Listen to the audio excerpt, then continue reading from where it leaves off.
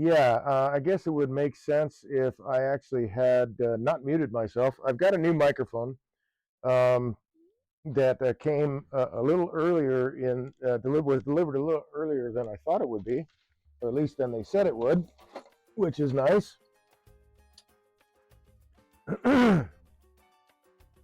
So I am going to go back over what I just talked about because clearly my mic was not live. So last night I turned this lidded box, and when I was parting off the lid, the parting tool caught, and I think you probably see that. I know I showed it earlier, but maybe it wasn't a good image. Anyway, the parting tool caught in a crack that was not visible from the outside. This part is visible because when it caught, it split it up. It didn't split it completely away, so there was enough in there where I could kind of spread it apart and throw some wood glue in there and clamp it down. So I can still use this. The grain will match up. I don't have to turn another piece from the other half of this billet that I cut this from. So turn this box, and then this is my first multicolor die job. We're going to buff that first thing. So let's talk about the buffing system. I have a BO buffing system, B-E-A-L-L. Again, I don't get paid so I'm just saying what tools I have. I don't have any sponsors at this point. I'm open to sponsorships. Thank you.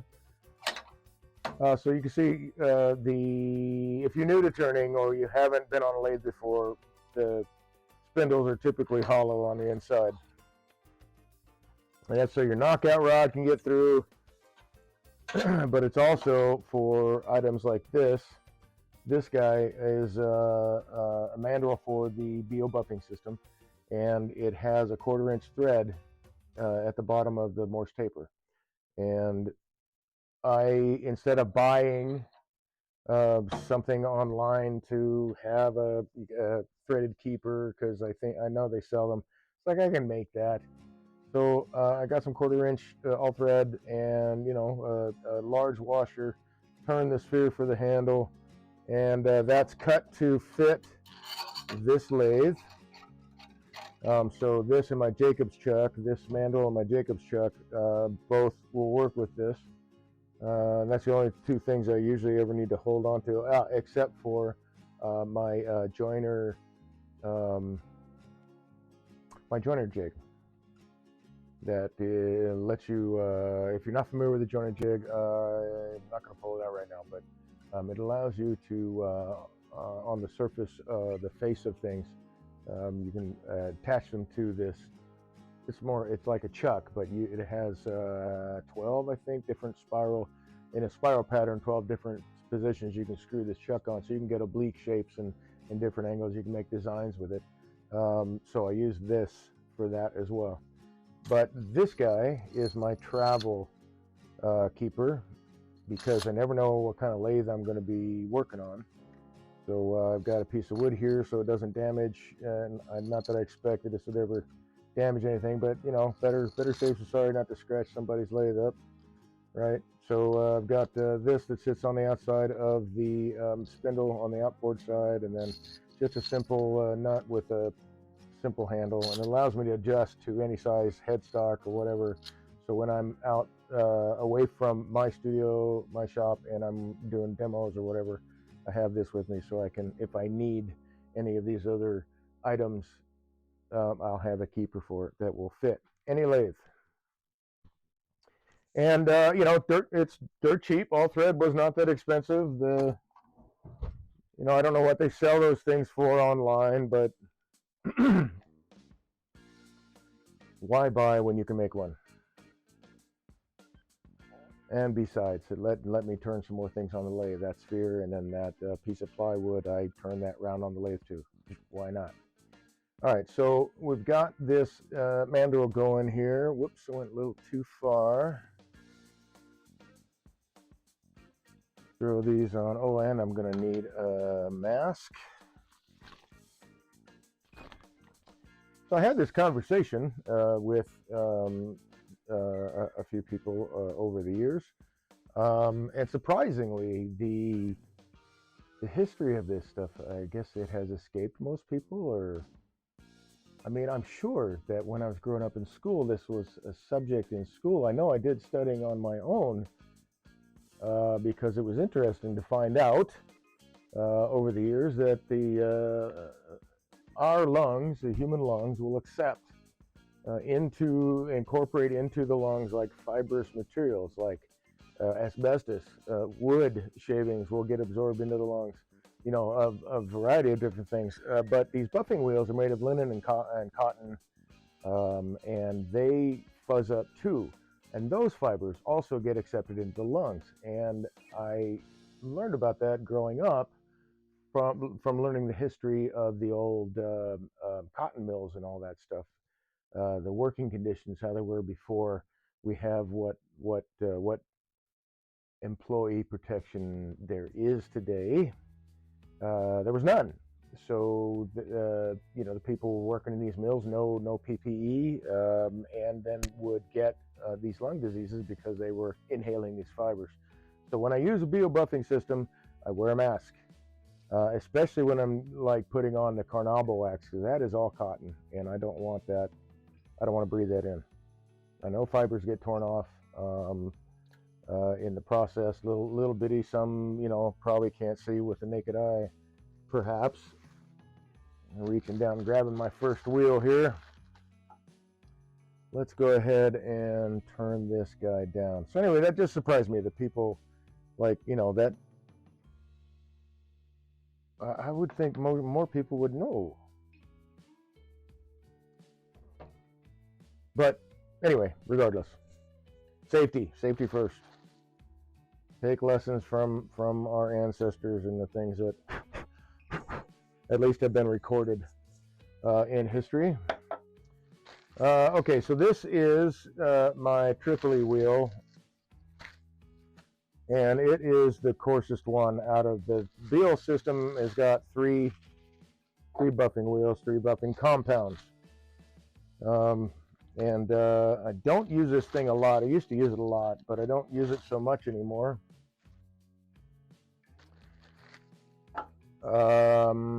Yeah, I just don't. It is nice to have. As I said before, and sorry if the things got a little muted, I got my mask on. So I do want to load the wheel a little bit. It is getting kind of light, but you don't have to really load these things up, and you really don't want to, because residue does get left behind from this wheel. And then the next one, which is called white diamond, it's a finer particulate compound. We'll take that off, but then the white diamond leaves a little bit that then when you go with the well, you can either clean it off yourself, or if you use a carnauba wax wheel, which is the third one, that will take that stuff off and apply the carnauba. So how I load this thing is I'll turn it on. I got to get it up to 2,000 RPM. That is the recommended speed for these guys, and my lathe goes to 3,600. 2,000. This is the only time I ever get up to 2,000. Really is buffing. And what I'll do is I will get out of the line of fire, and I'll just hold the buffing compound against the wheel just for like 1 second or 2 seconds. I'll just go straight across, and that's really all that you need. You don't need a lot unless you're trying to really do some other kind of surface thing with it. You don't want a whole lot of this.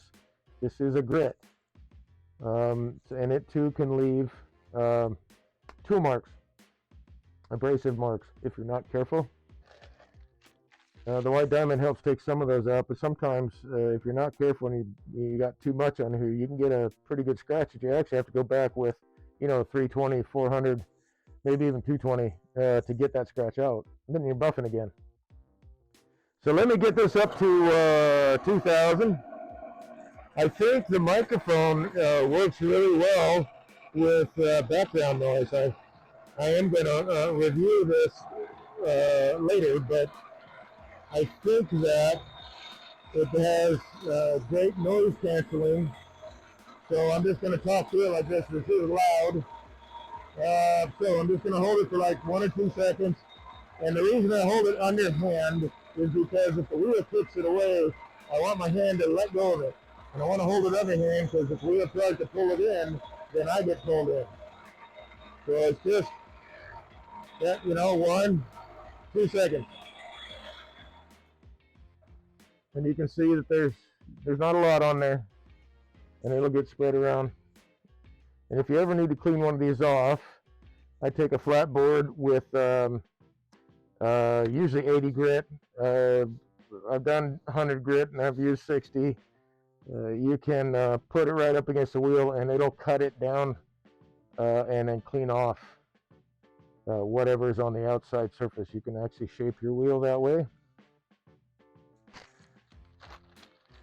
I really think I want to get a more even coverage here.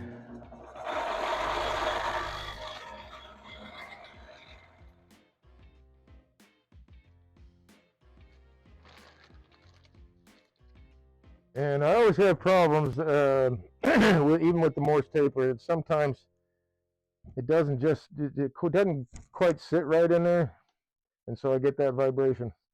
But anyway, I'm going to go over the surface with this guy first.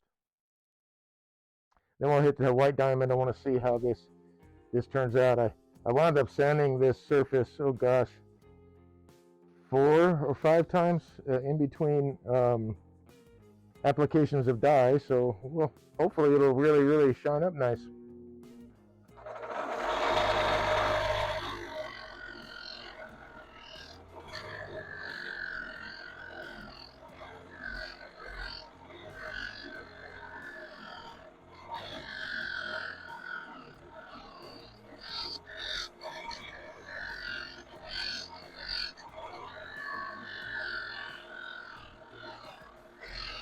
Well,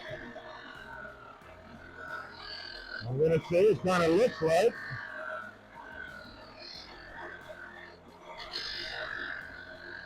it's taken off part of the dye.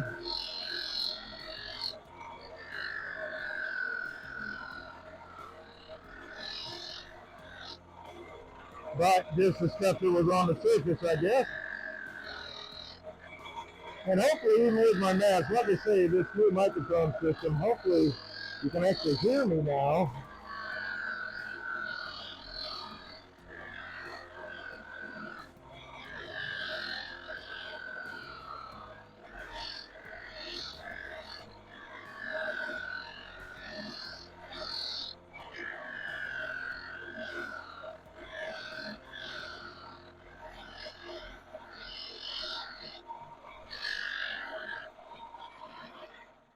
So what I'm doing is I'm trying to angle this thing so that the fibers of the pad here are going off of the edge as opposed to down.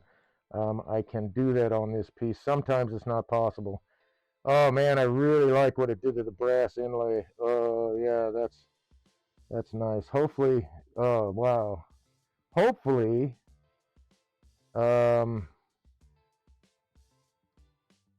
like I say, this will shine up really, really nice, hopefully. So I'll just keep after it.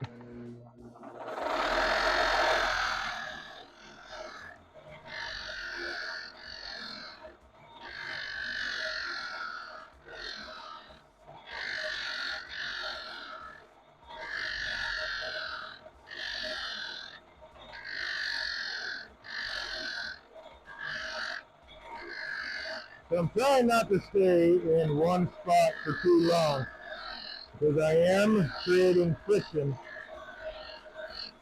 This is a piece of ash, so I think that it can handle, it won't heat check.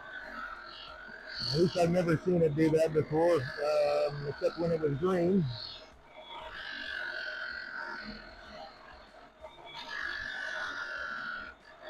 But I don't want to spend too much time on any one surface because of the friction generating heat for on the wood.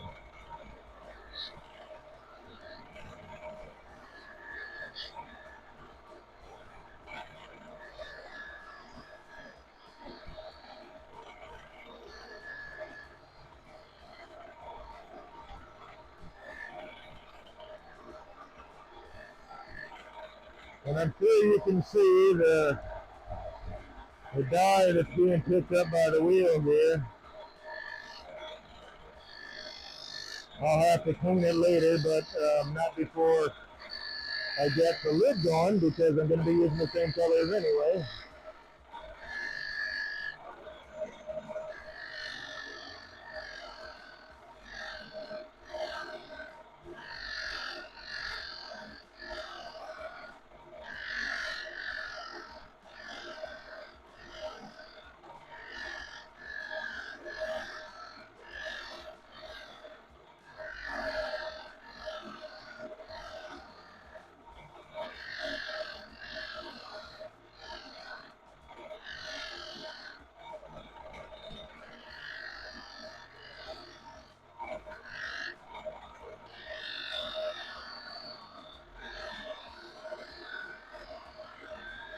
So again, here I'm angling it so that the surface of the fibers go right off the edge here. I don't want to stuff any cavities or cracks with any kind of material that might get pushed in there or crammed in there from the action of the wheel. Be a pain in the butt to clean out. And yes, I've had to do that, so that's why I know.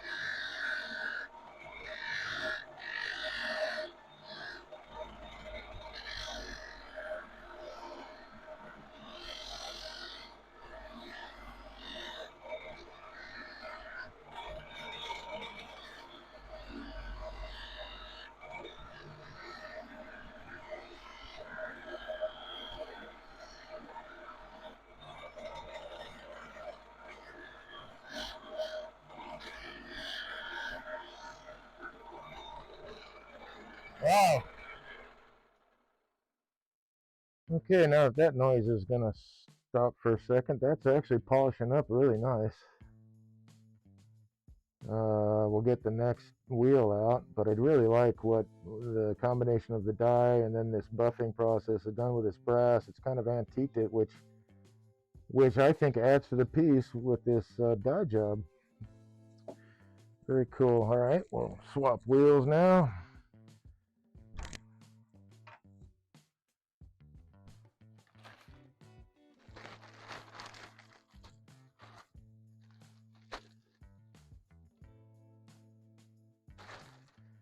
And I try to keep, well, and don't try to, I work at keeping each wheel separate with its own compound that goes with it.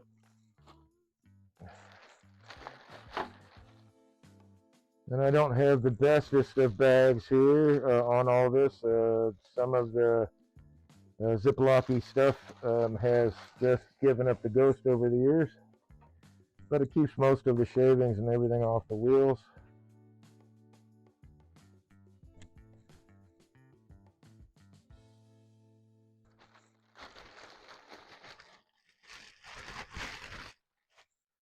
Which is definitely something I want. All right, same thing here. Just going to hit it for a second or two.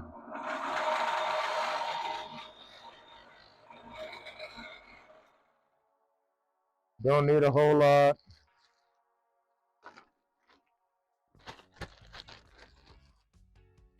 And the little compound bars will last for a lot of years too if you don't try to use too much.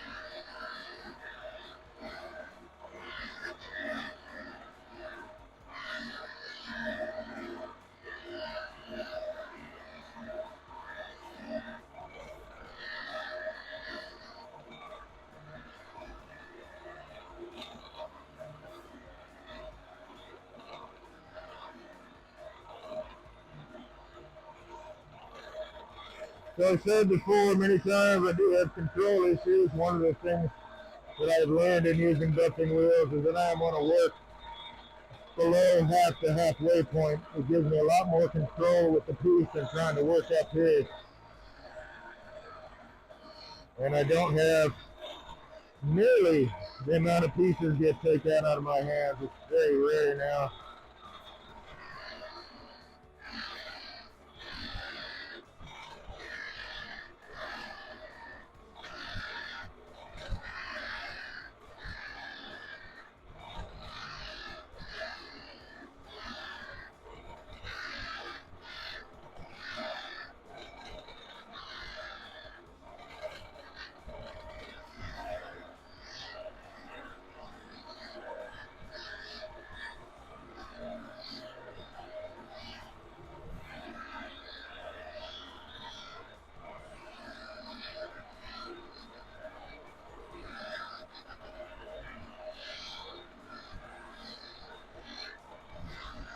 You can see that's one of the, I don't know if you saw it on camera, here's one of the threads.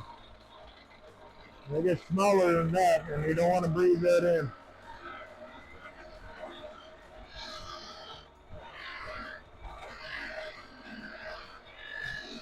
The lungs don't reject those kind of fibers.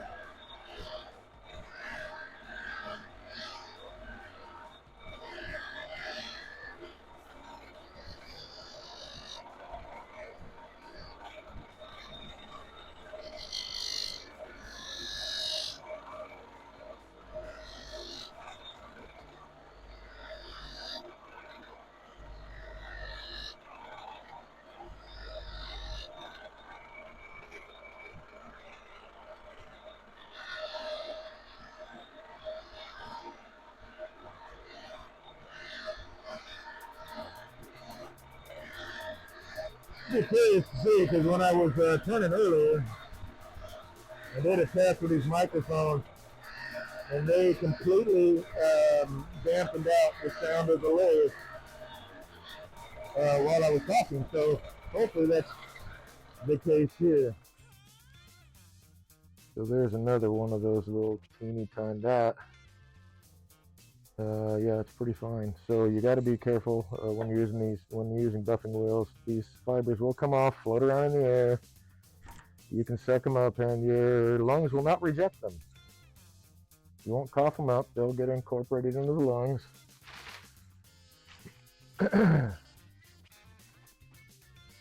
And then at some point, block alveoli that take oxygen to the blood, right? So that's a big no for me. I was just curious because it's like they're not even teaching that kind of stuff anymore, and that blows my mind. At least as far as I'm aware.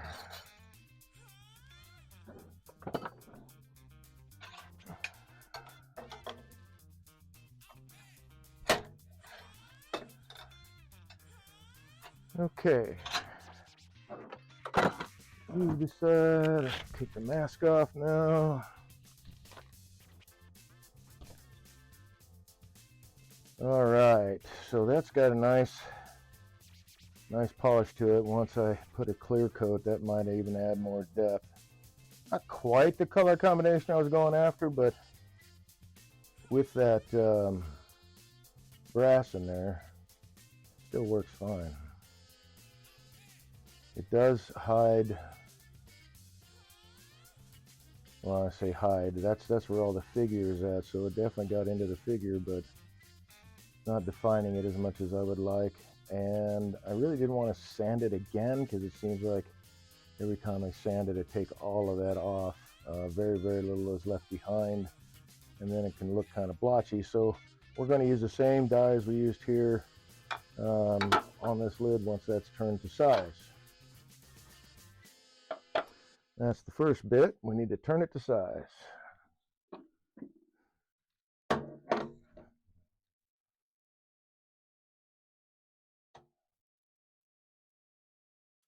Key, there it is. Let's see, what is this?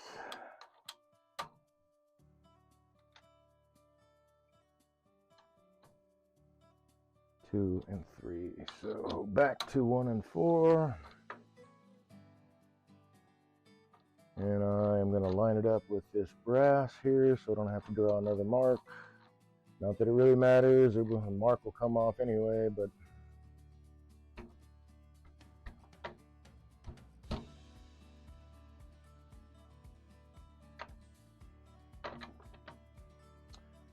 I might need to take that down a little bit more.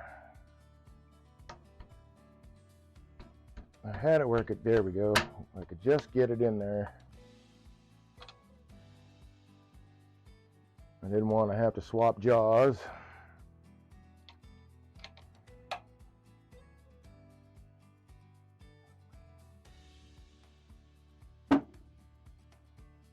Just had to check, see if it was raining outside. Okay, so I had, you'll see me use a wrench here on my banjo.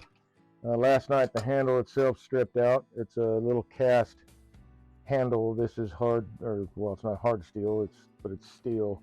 It's got a cast handle. This has got gear teeth on it. The same thing is molded into the cast handle, and I think it's a terrible design. That's my opinion, because the model year before this lathe, which was the 1442, this is 1440. The banjo keeper here, the post keeper, is a bolt that goes right into the side of the tool post. This one has 2 chunks of metal on a long threaded rod that pinches together to hold it in place, and it's not as secure in my opinion, because I've had it move on me several times over the years, enough that I pay attention to it very closely. All right, and I'm gonna clean all this off. Whoop, are we at the right height? Yes, we are. Oh, whoops. But we don't need to do it at 2,000 RPM.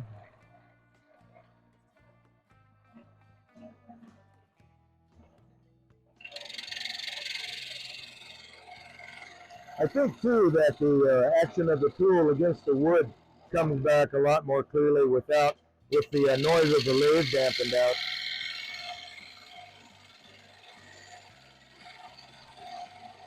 So you'll actually be able to hear what I hear, at least as far as the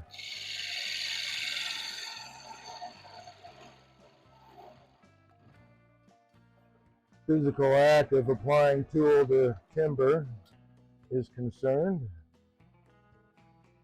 All right, so now I gotta size it. I should have put that at a 45, but I did not. Let's do that now.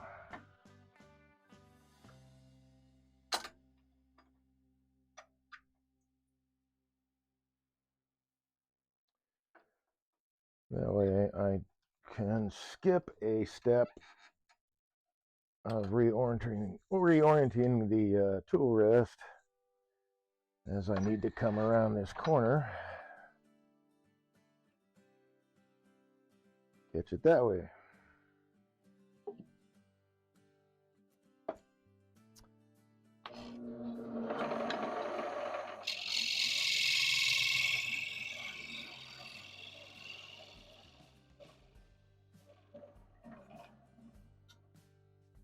So just going to sneak up on the fit. I don't want a super tight. I want a little bit of friction, but not anything. It's going to stick fast and tight. Everybody has their preferences to how the lid fits on. I like to have good positive contact, but at least on these kinds of boxes anyway, different boxes I will have different friction fits for, depending on what they're used for.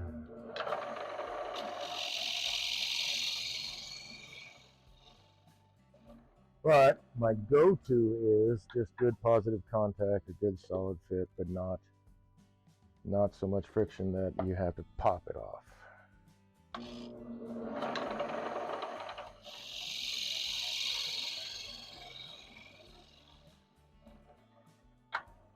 Now, I've been told by other turners that most people, when they buy lidded boxes, and this is according to other turners that I've talked to about it, they say people, especially women, want a loose fitting lid, the one that just sits on top. And I actually really haven't found that to be true.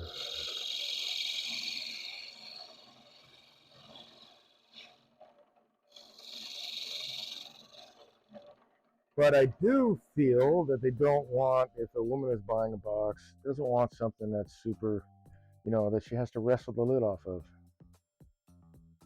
Not that I know anybody like that, but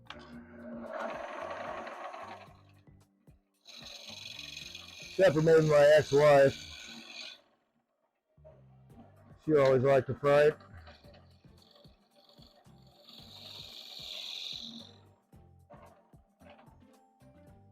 I guess there were occasions I did too.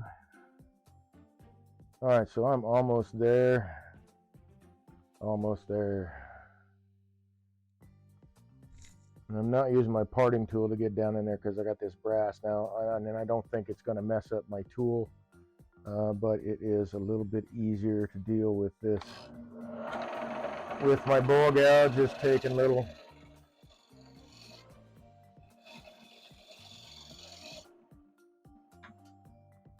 shavings off with pull cut, and that'll get me right to, is that it?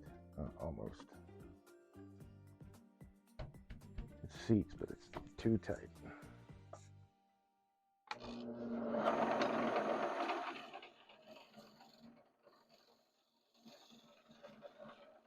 And it is fairly easy to control the depth of your pull, of any of your cuts, but of pull cuts, that is also true. Oh, I need to go further in than that. Oh, okay, so I'm only close again. I gotta get this bottom shelf. Yes. Like I said, we'll just sneak up on it.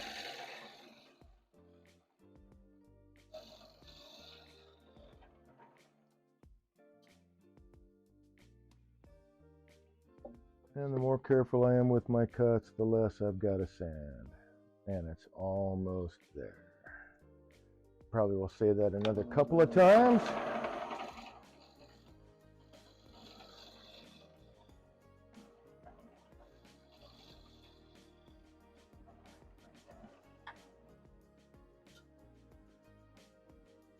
Wiley Smiley Kylie says, hello, how you doing? That was funny, man. I had no idea that glove was sitting there like that.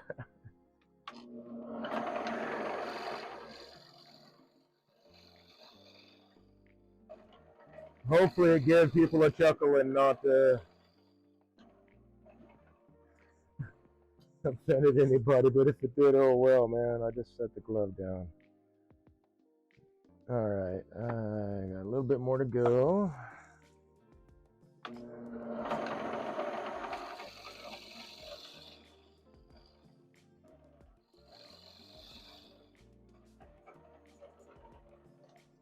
So, Kyle, this is after buffing. It has a really nice shine to it. It did take some of the dye off. But I mean, it doesn't look that bad. I think it looks all right, especially with that brass in there. It looks like just a vein of brass going through, like you would find in rocks, because there's little pits and stuff in it. I think it looks pretty cool. So hopefully I can match or get close with the lid anyway. We'll see how that turns out. And hopefully too, this mic is working much better than what I've had previously. Like I said, I will check again, but when I did a test, I'll watch this broadcast later, but when I did my test earlier with the lathe running, although it wasn't as loud as it was with the buffing wheel set up, it completely dampened all of the lathe noise, and you can hear the tool against the timber and my voice too, although I think I had to adjust the gain on the microphone because it was sort of distorted.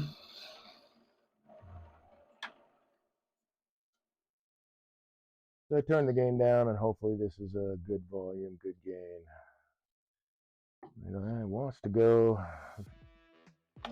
It's saying I'm almost there, man.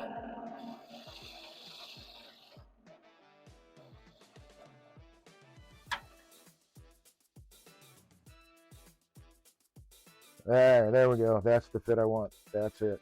Right there. That's the dude. Nice. Nice, nice, nice. All right, so I need to round this edge off.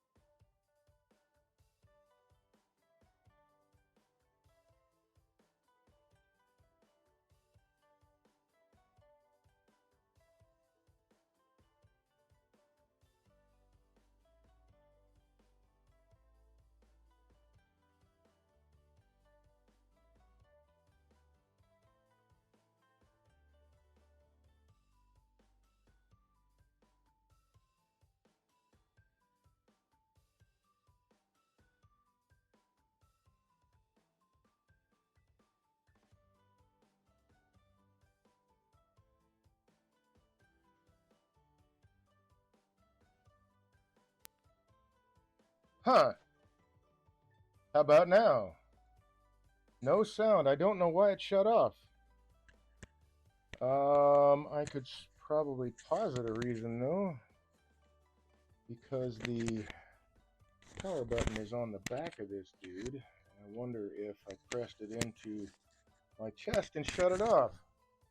Well, dang it. Well, sorry, that's all gone to posterity now.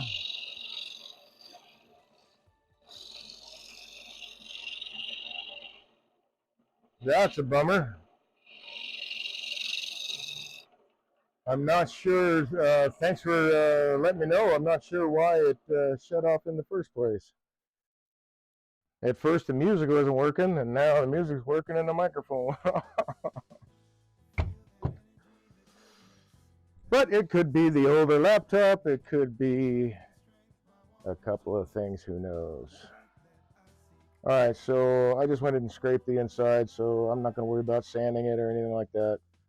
I gave myself about a fat 1/16 of an inch in here and undercut it with my 1/4 inch skew so that the beveled tops of my jaws can kind of tuck in a little bit, get a little bit better hold.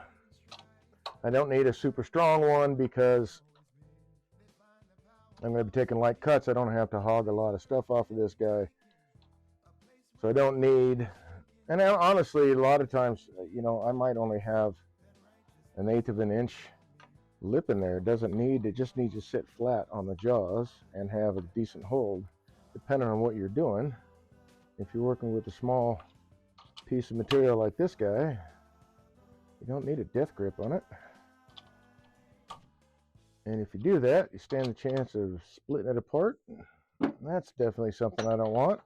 I already glued it once.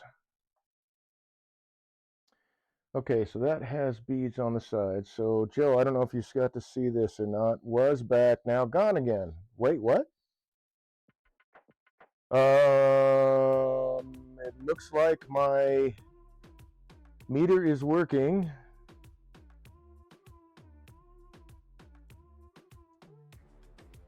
Interesting.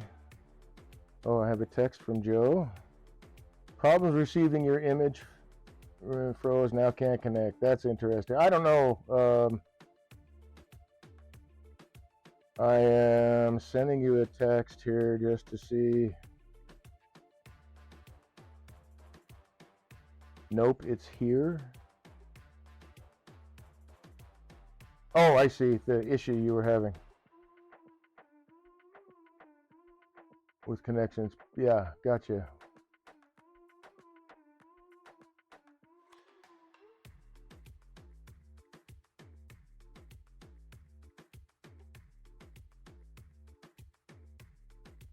You know, I don't know why it's not staying on. I think there's a possibility that that power button is getting hit, but it's just hanging there on my shirt. I just kind of tap it. What happens? Nothing.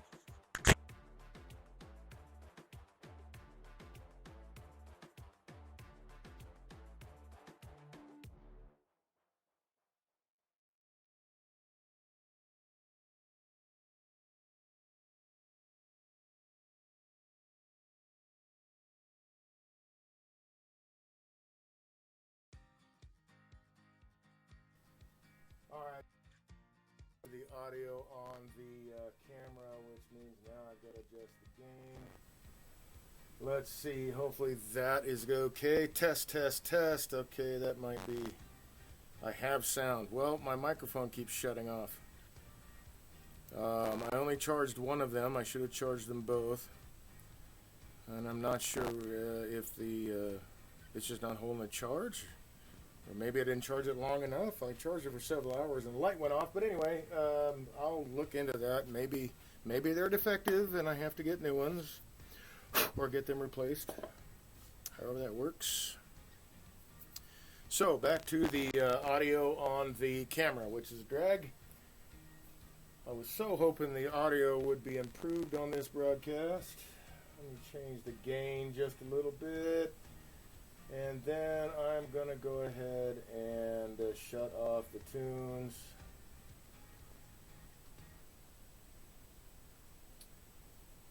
that's not trying to compete. I'm going to mute that guy too, so now it's just my voice and the sound of the lathe.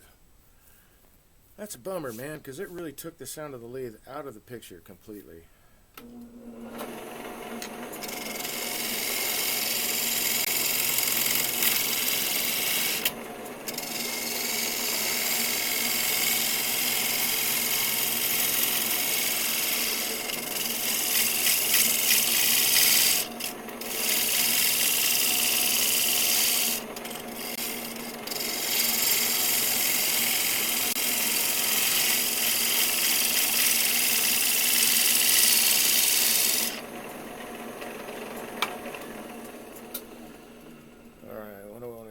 This guy, oh, he's got to get cleaned off.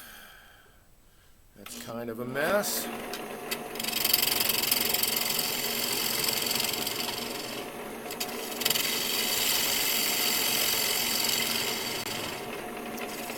Alright, let's set myself up for a handle.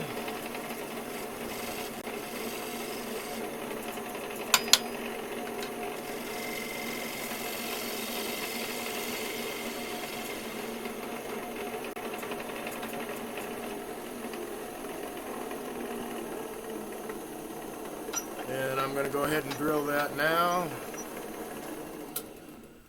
Although I really need to check my depth on that guy really quick. Well, how did that move?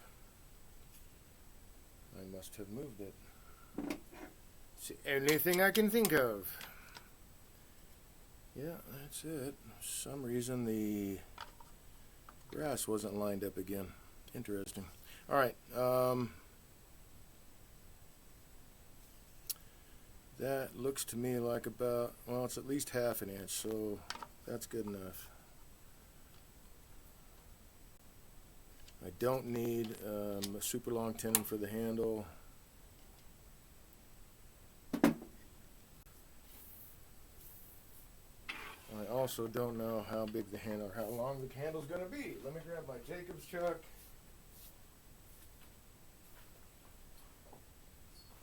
And the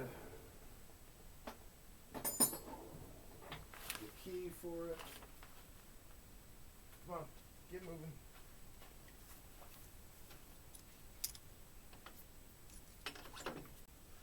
Oh yeah, and the router bit.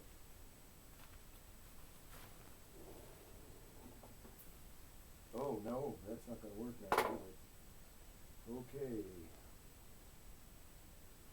I have to locate that dude. So we'll go with a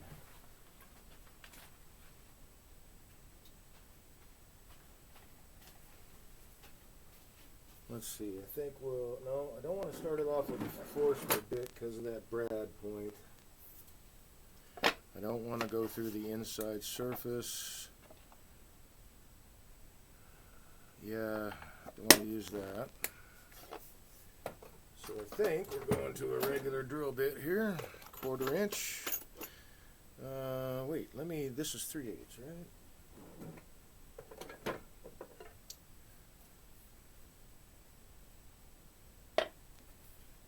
Measure this tool steel on my box grip. I think that's 3/8.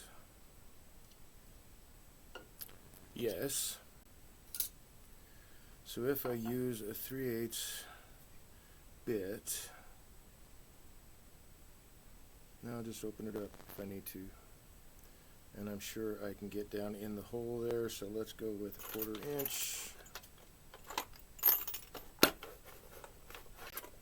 I do want to start it off with the center point.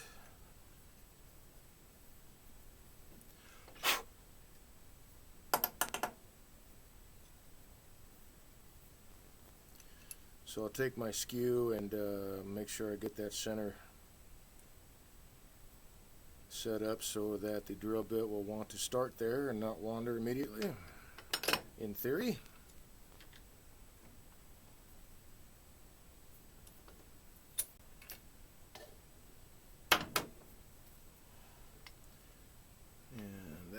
is about 1/2 inch. Okay.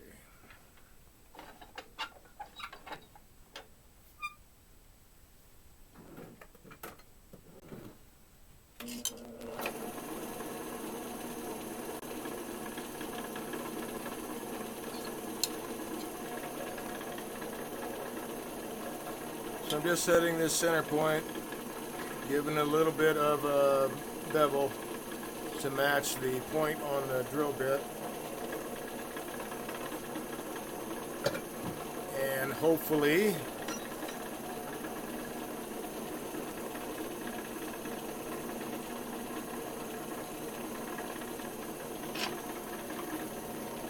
it'll start off true. Hey, look at that. So that is 1/8 of an inch.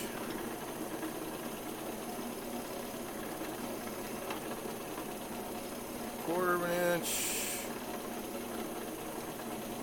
Let's give it 3/8.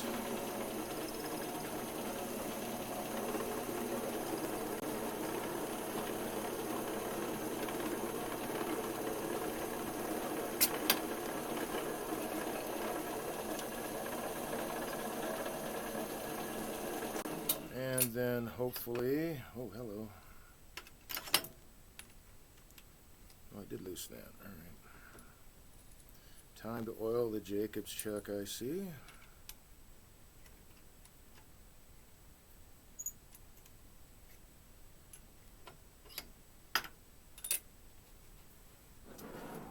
And 3/8 should be enough, I would think.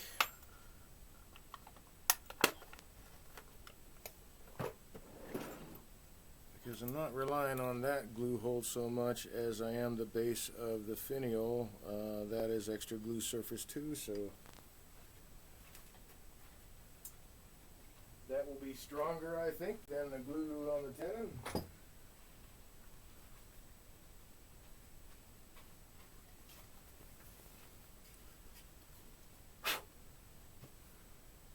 Yeah, alright, now I can finish shaping this guy.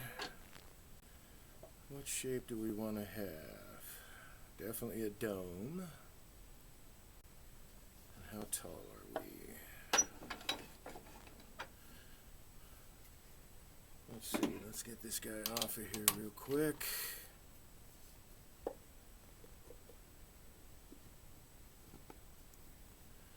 You know, that's a good height too, so we'll leave it at that. Oh, that's funny. Use a makeshift handle here. There we go.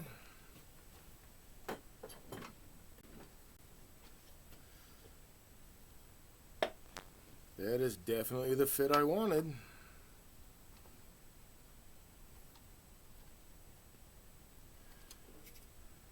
Okay, so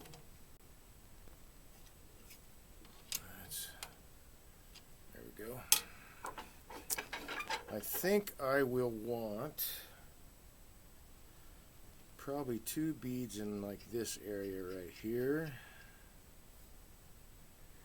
And since this is crotch wood, I wonder if it's going to let me get away with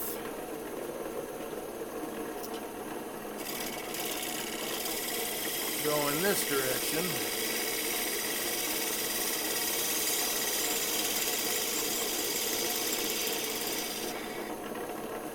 I do believe it will. Okay.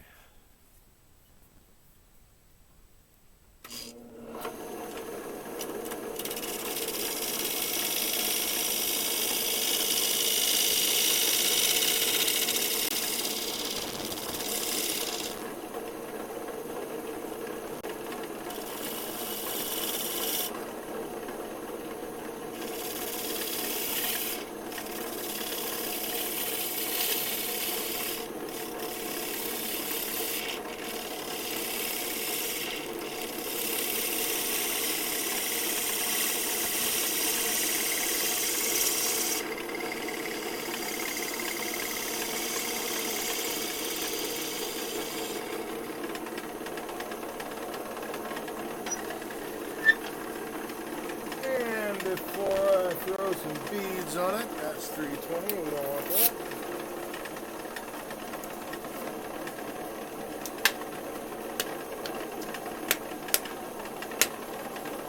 I'm going to go ahead and sand the surface of this really quick before I put beads on it, so I don't have to try to work around that so much.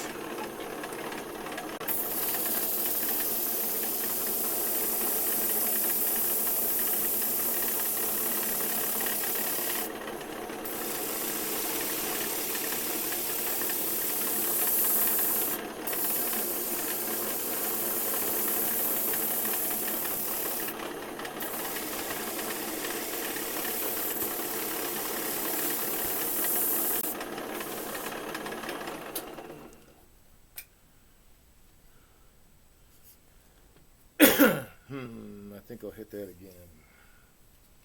Oops.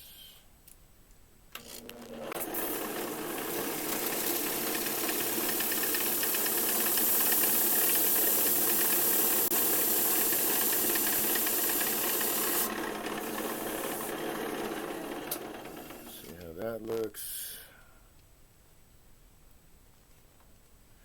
Much better.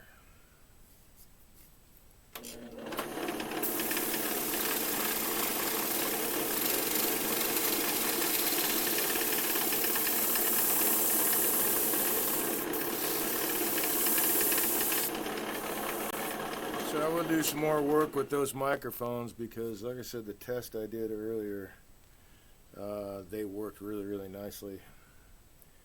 I think that will probably be okay. Let's see. Time for some beads in the top. And only because there's beads in this guy.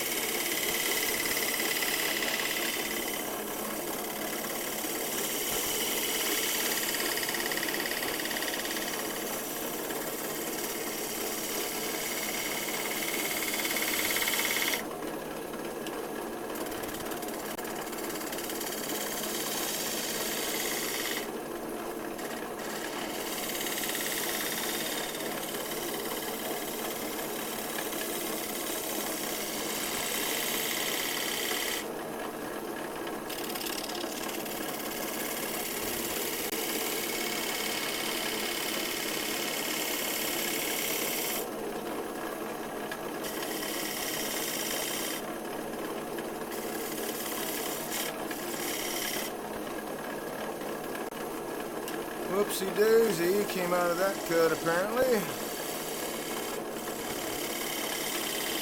There we go.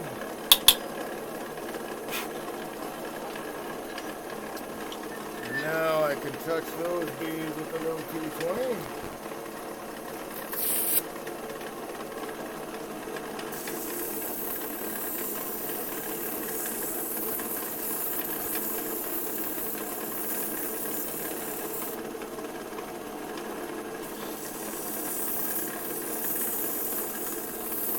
So, Kyle, how was Grand Rapids? How'd that work out? How's the infamous Woody doing? Woody, Woody, Woody!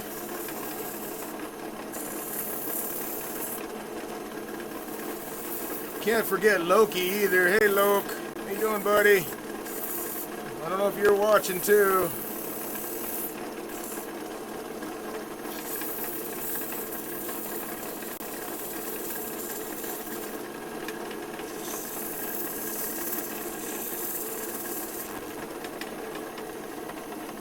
Little inside information that way.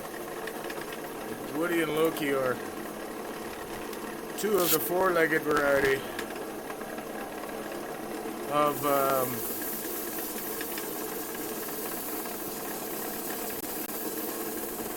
channel supporters that I know.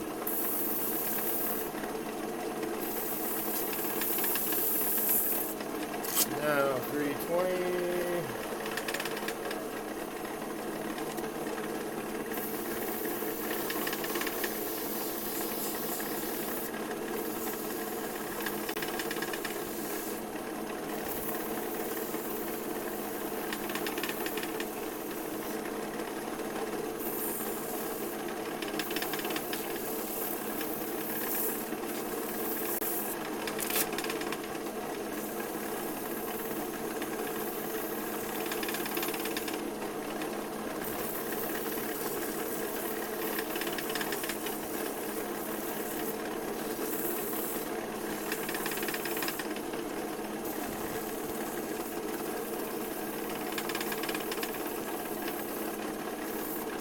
don't want the dye to pick up any marks.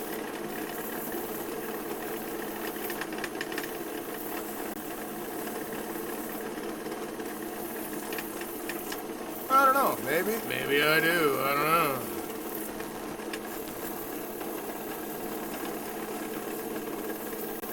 Let's see what happens when it comes out. We'll use the same colors as I said last night, except I think maybe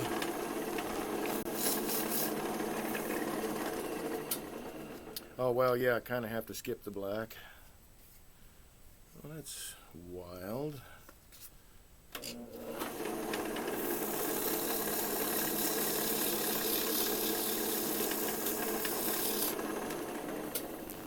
Got a little bit of figure here that didn't want to sand up. So I suppose I'll do it by hand.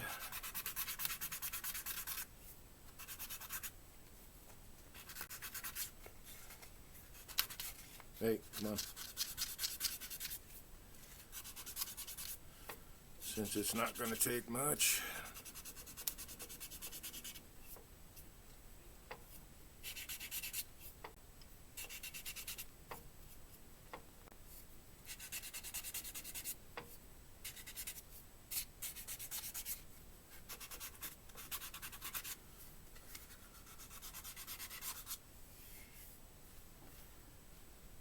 H1, yeah, okay. Sorry, just making sure that I actually have audio. I'm really trying to pay attention to that now because a lot of information can be lost when the sound goes off, right?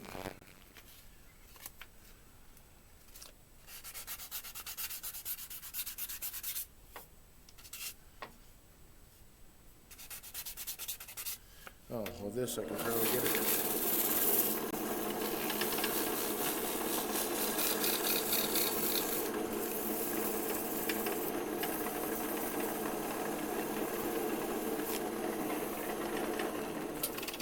See how that looks. Just a little bit left on that.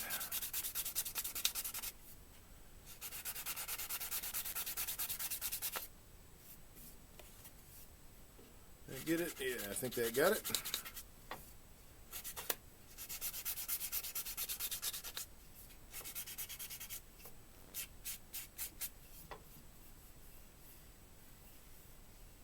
Boy, that's going to be interesting when it's dyed. Okay, let's see. Let's get rid of this guy, get rid of that guy, and now we'll take this off. So that should be pretty interesting with the dye interplay, and that's really going to get dark. Yeah, this might look pretty cool. I think the box looks alright. If I can match the lid. See, that is the... So sitting there like that.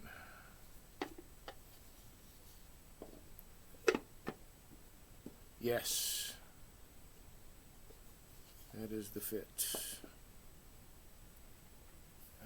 Let's see, let's set this guy over here out of the way so that I don't accidentally knock it off the lathe, because yes, that is something I might do.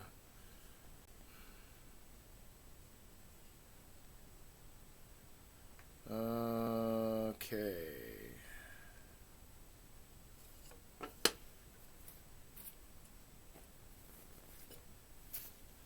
No middle fingers here today, maybe.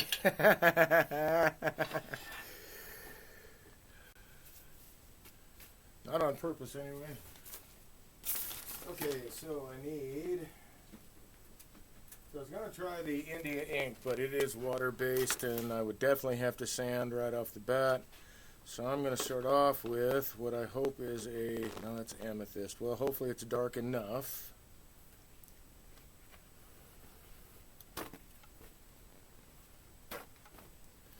Get that first coat on there. I don't know that I'm going to... Well, I probably will wind up sanding some of it off. So we'll go with the dark guy first.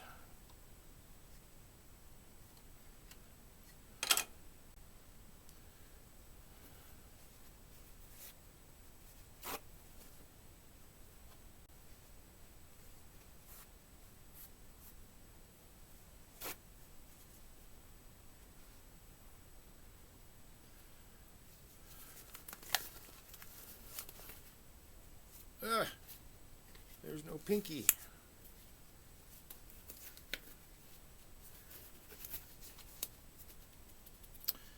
Yeah, we'll go with the dark guy first. And I'm going to start off, maybe I won't have to sand it off. I'm going to start off with a little bit of IPA to begin with. Thin this stuff down a little bit. Thank you, Joe, for the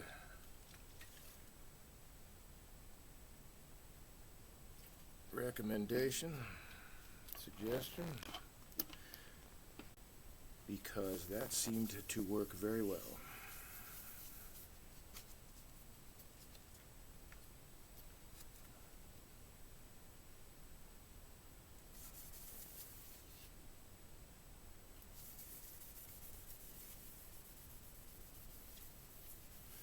Well, it's not as dark, but we were using what they called Onyx yesterday, till I ran out of that. I didn't even think to pick any up today. Huh.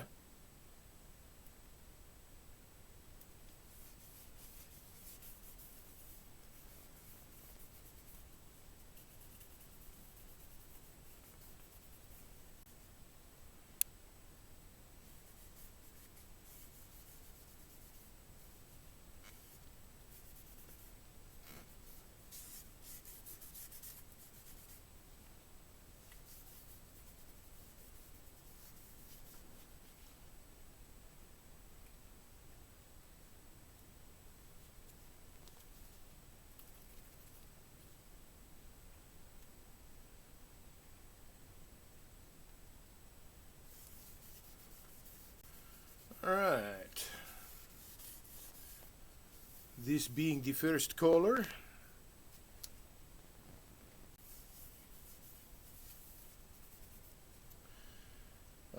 Do I want to, let's see.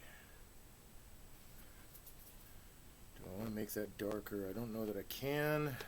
I'm going to try a little bit of blue.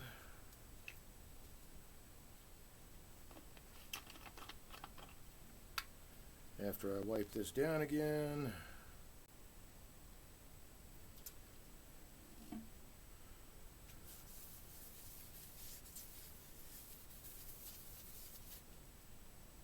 That's not the blue, that's the blue. Oh, that makes a little bit of a difference.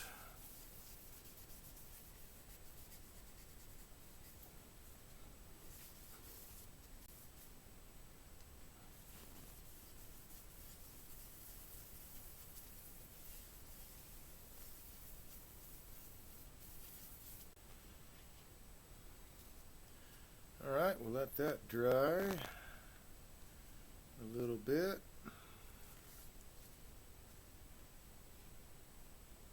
Get ready for the next color.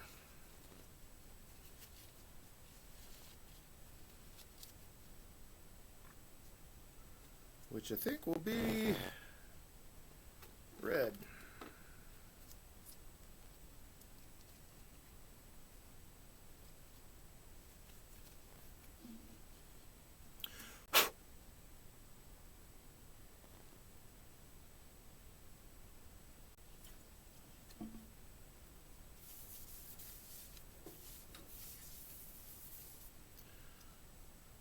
There's some interesting color combinations. Oh, that's nice. I like that.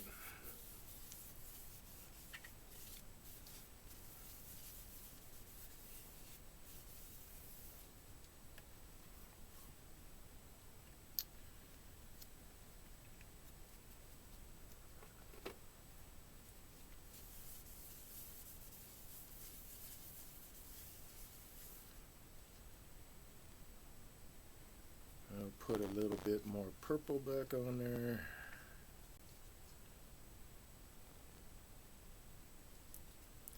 Assuming that my little applicator doesn't get plugged.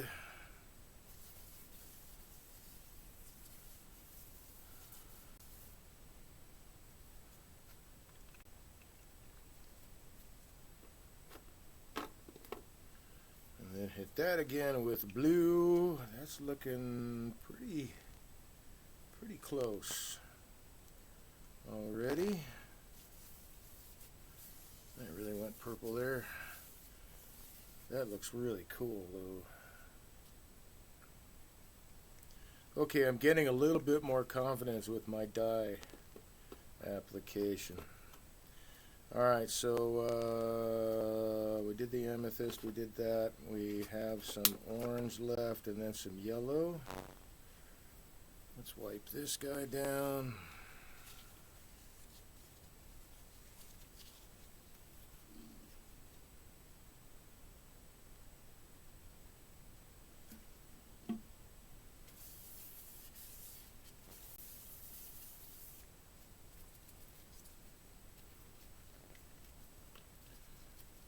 And we're off to the races.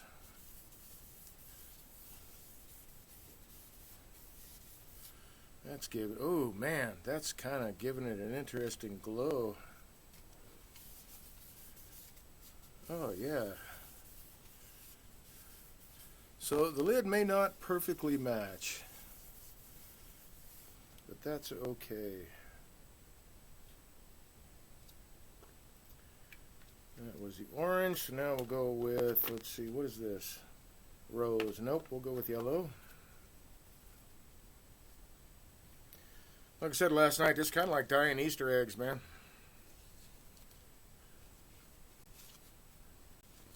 Except that's a water-based dye.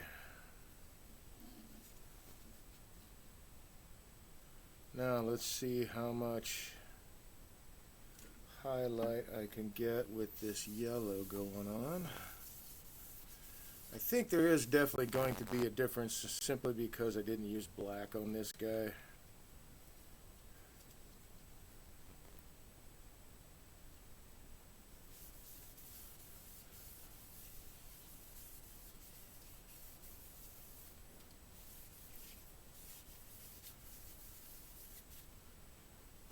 Well, it adds to it.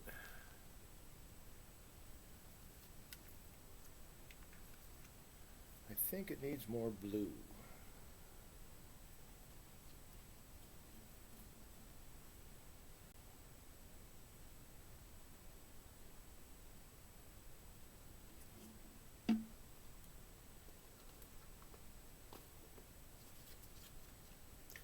Yeah, now that the alcohol is evaporating, I think it needs more blue.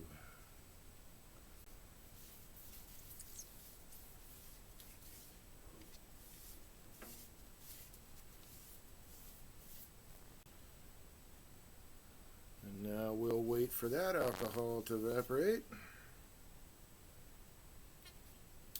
and see what's next.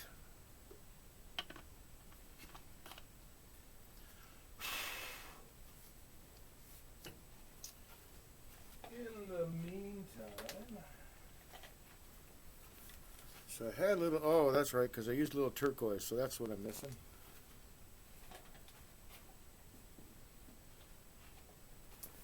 A little bit of turquoise. And let's grab another piece of paper towel, so we're not mixing those colors on the towel.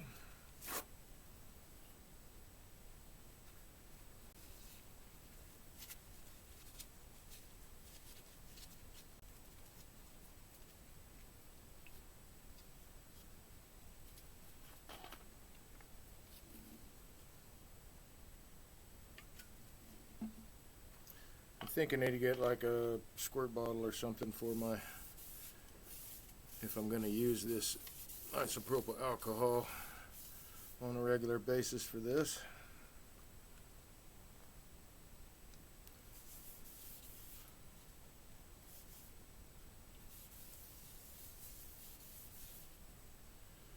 Yeah, that's not quite cutting it.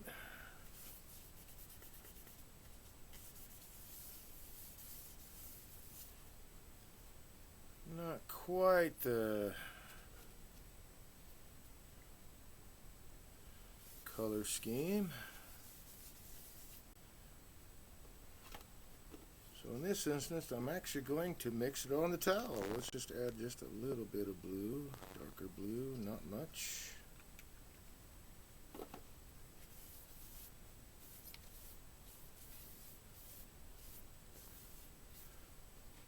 So that's kind of what it will look like once it's buffed.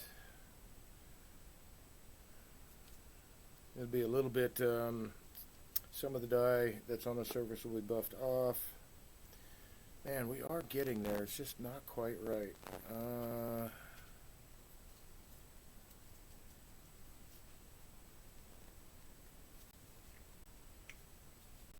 Let's monkey around with a little bit more. Oop, wrong towel. That's all right.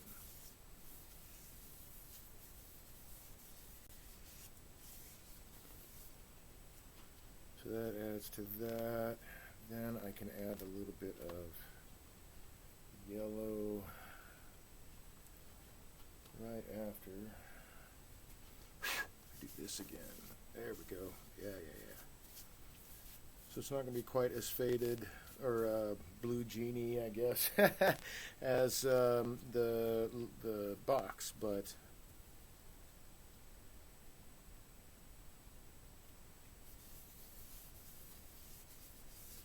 it will still complement it. There we go.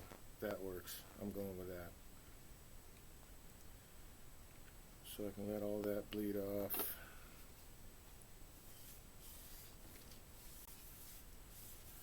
And evaporate.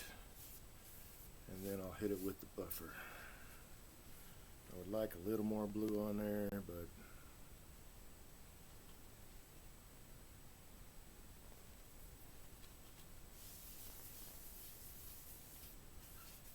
I don't think the blue is working out so well this time. I think maybe having the black down first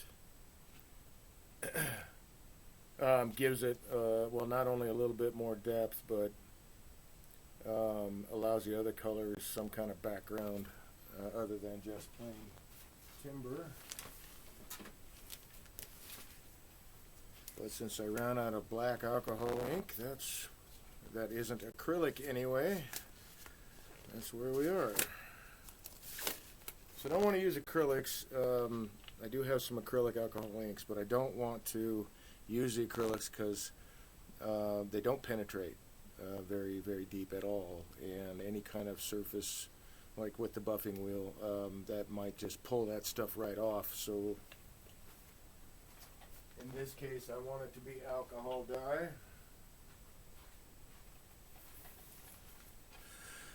Excuse me. And then once we buff that dude, actually I'll buff it and then I'll see. Maybe after buffing it, because it's got a base now, we'll see how that turns out. I might wind up putting more, another layer, or another coat of blue. It's not even a coat, it's alcohol ink. Another shot of blue.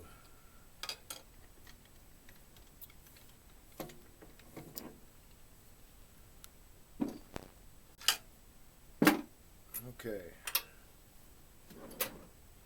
So we bring out the buffing wheel arbor. All thread hold back.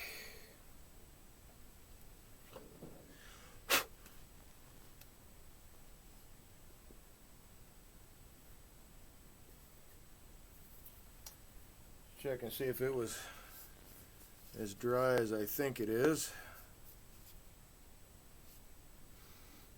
Still smelling some alcohol. Oop.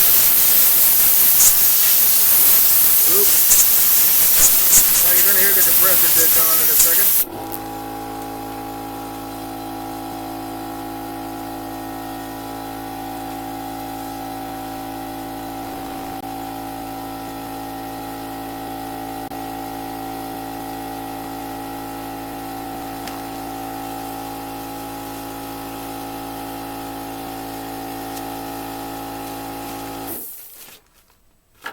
Alright, so I got to put the mask on again. I don't know that you'll be able to understand me very well.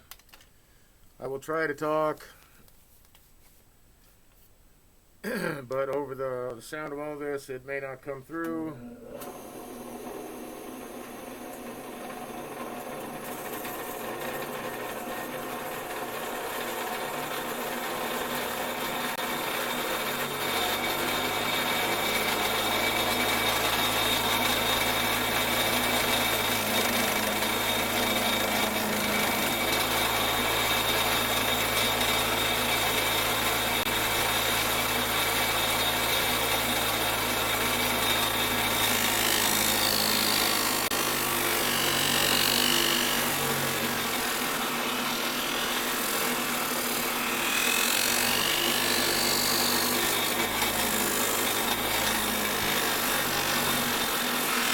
So in this case, I'm going with the grain since the grain goes off the edges all the way around.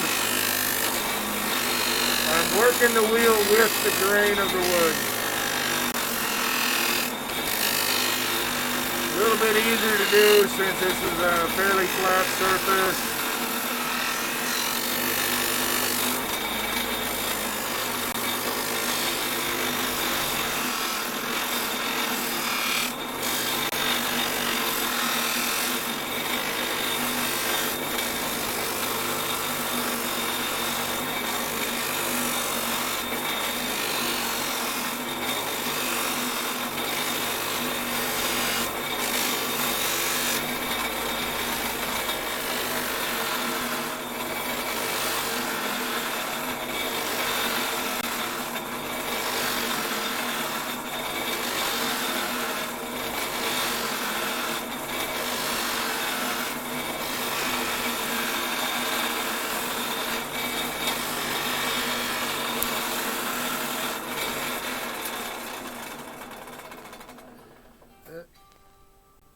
What the heck?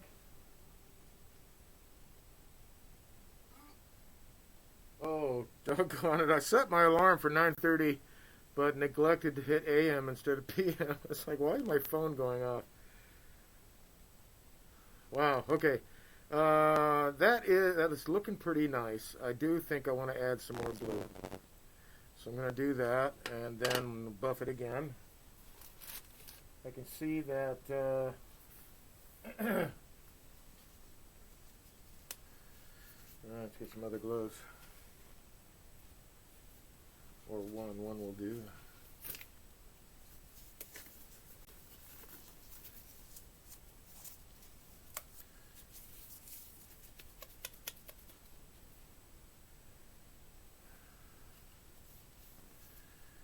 Yep, gonna need some more dye.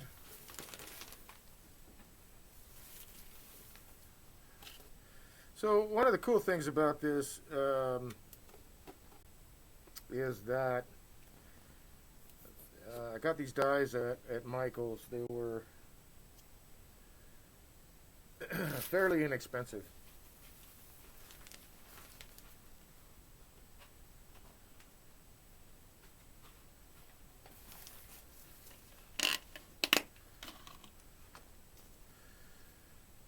I just neglected to think about picking up some more black today.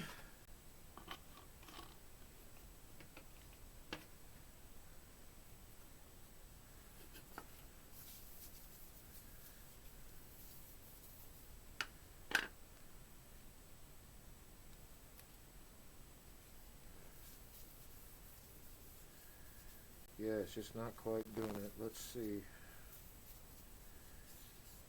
It's not imparting any of the turquoise color to it, probably because the base is so dark. So, I'm going to jump out on a limb here and try a little bit of green, or sea foam in this case.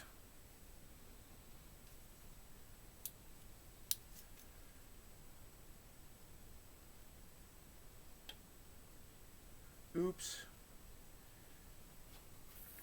Well, that might happen.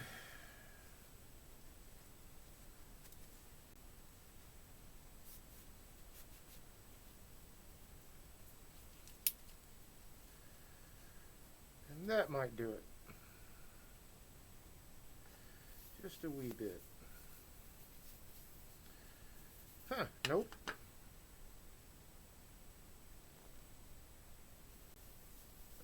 Ooh, there it goes. Now it's coming.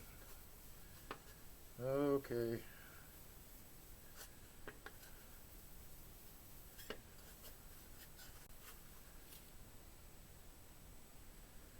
How about if I just put it right on the surface? What happens there? It's getting a little bit more of that greenish bluish tinge to it.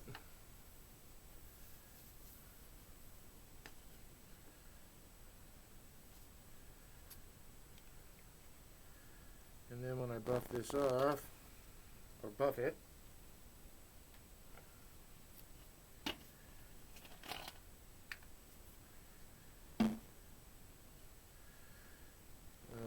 yeah, it's getting a little bit of that bluish tinge to it. That's what I wanted. To try to match the body of the box a little closer.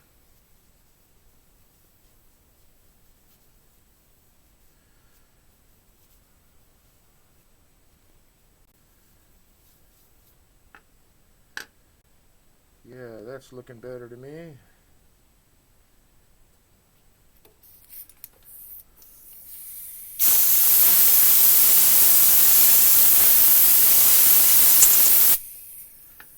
Yeah, that's got more of that blue tinge. Oops, I just hit a camera.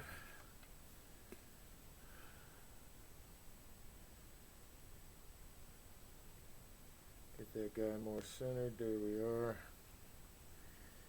So yeah, it's got a little bit of that kind of bluish tinge to it like the rest of the box. So that's good. That's what I was after. Okay, so I'll buff that here in a minute.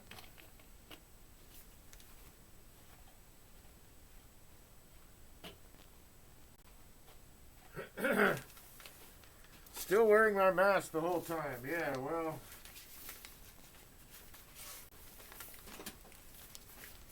gotta wear it anyway.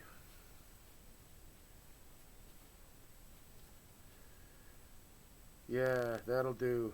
That really brought some of that turquoise color out. That's cool.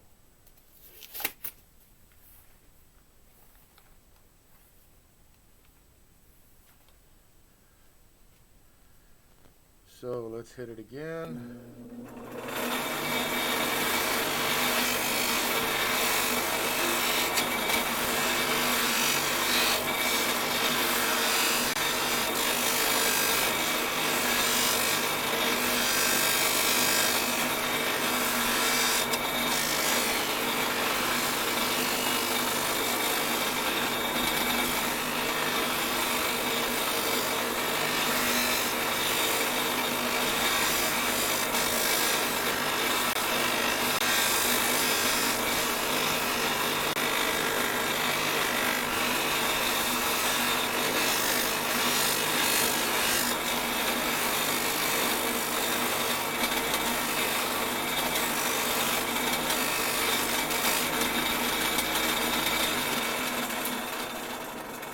Quiet!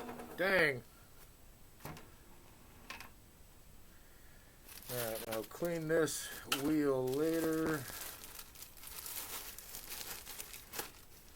Since I don't see me using purple for a while. Now we'll go with the white diamond and get, in theory, any tool marks from the last grit out.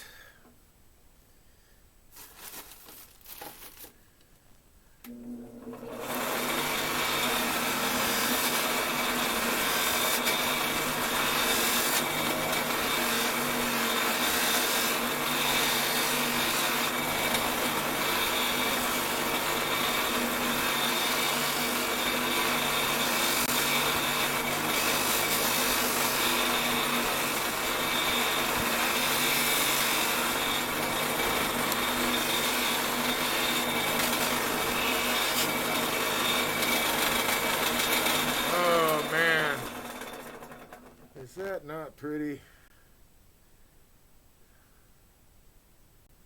I think it came out pretty well. Let's match them up.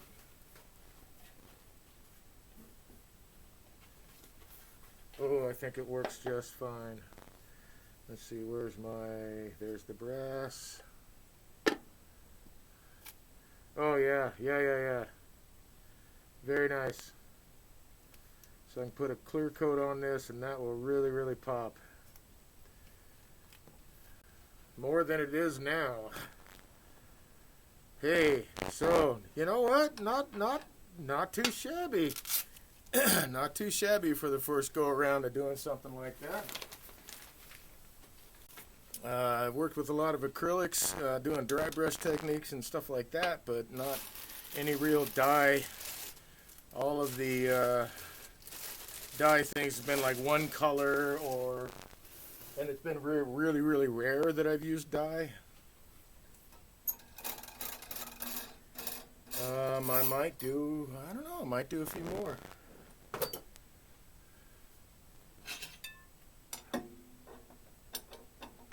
That's looking all right. So, yeah, hopefully my new microphones will actually start working correctly. So they got this USB-C. Oh, here, I'll just pull it out of the thing. So this is supposed to plug into your cell phone or whatever. I'm going to get rid of this guy. There we go. So this is USB-C. It's supposed to plug into your cell phone, but I need it for the laptop, so I had to get an adapter for it to go to regular USB.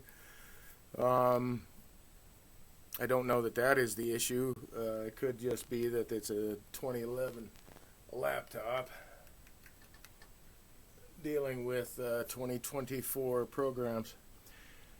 Okay, yeah, that's you know, I'm thinking that has turned out very nicely, better than I thought it would. And it got the undertones of the reds, and yeah. I'm actually really pleased with that. All right, let's get on to turning a finial for a handle. Let's see what we got here to work with.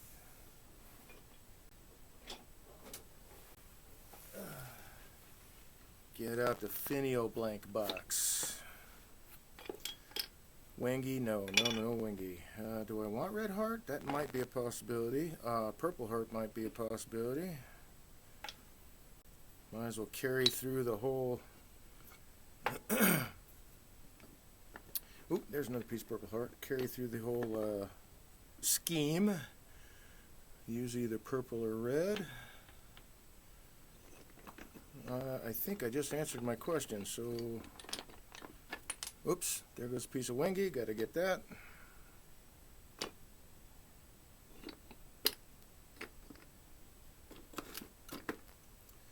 Ooh, splinters. Gotta love that.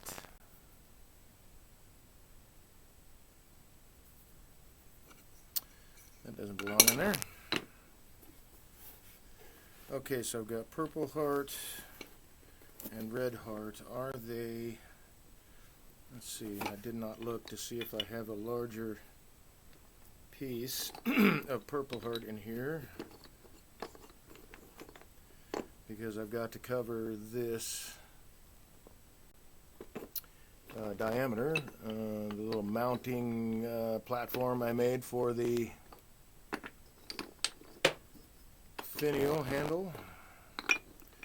So I'm going to have to look on the other side of the shop to see if I might have that. So let's put this away.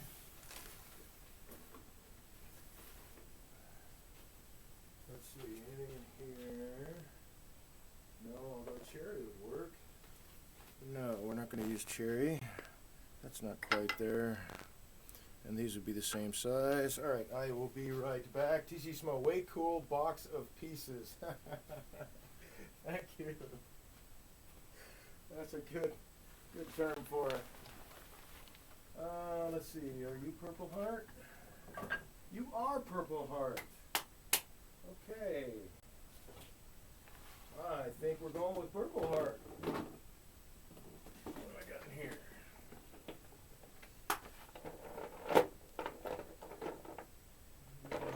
No red heart, of course.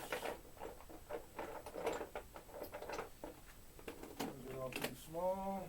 Alright, we'll go with this guy.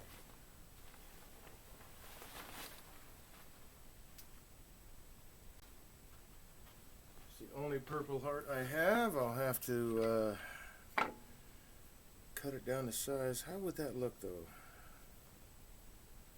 I mean, it's not bad.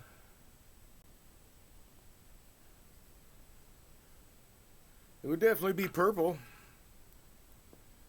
And then the red heart. Let's get a side view on that. That might be too red. And then, of course, that might be too purple. I think I will go with... I'm going to go with Purple Heart. And I think I'll put this guy back.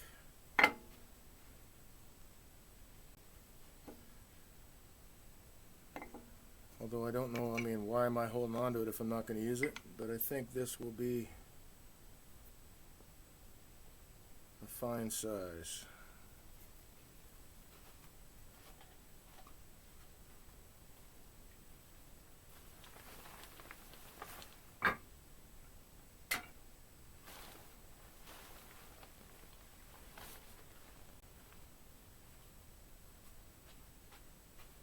Oakley Dokley. Well, I guess that kind of sounded like, what was his name? Dropping everything. Flanders, was it? On The Simpsons. Oakley Dokley. There's that piece of wingy.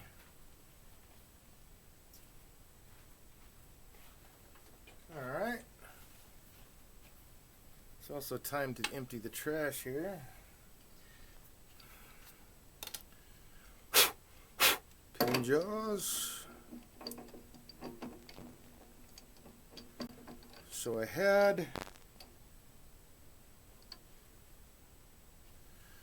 I like the shape of it. That turned out really, really nice. Thankfully the dye job worked out better than I thought it would. So that's nice. Now we just need to figure this guy out.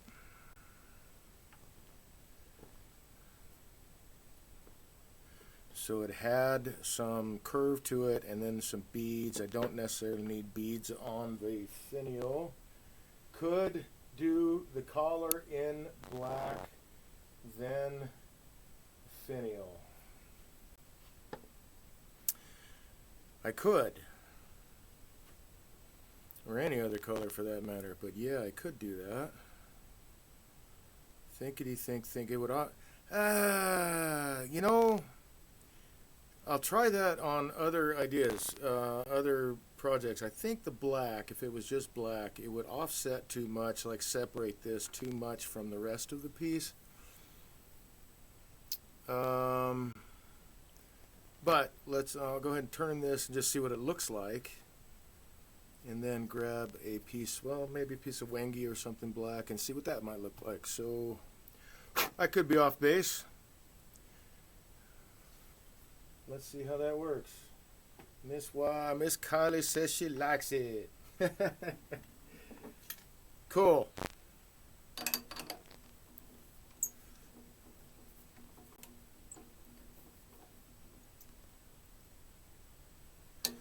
Well, let's get it further in there first.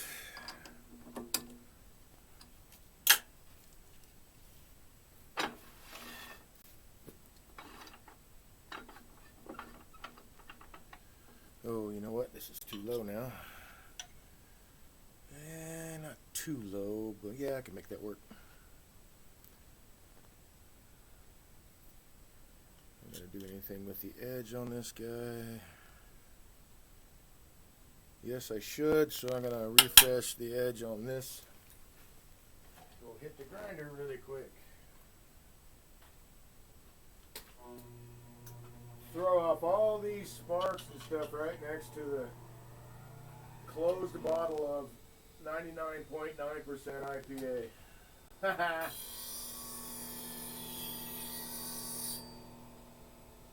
And I don't think I should be worried about that because I got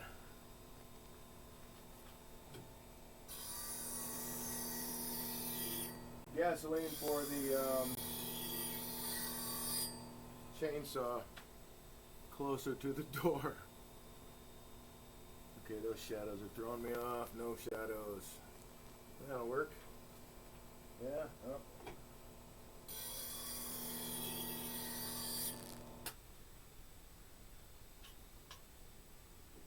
Okay. Here we go. I will need my parting tool. I will. Oh, and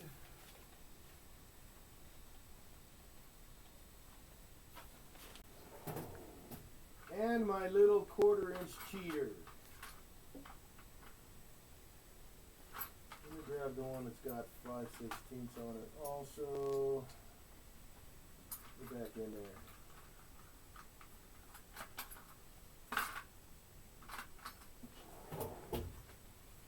I don't need 5/16 for that, do I? No.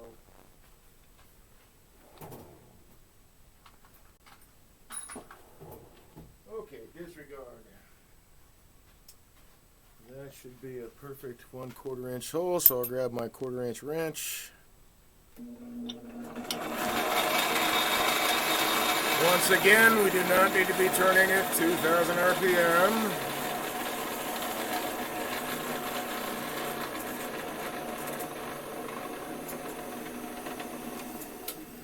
Yeah, you're wanting to come off, but I'm not going to let you. Do I have? I do not have. This will work. That's running pretty true already. So we'll just tighten her down. I'm going to score the surface with my spindle gouge.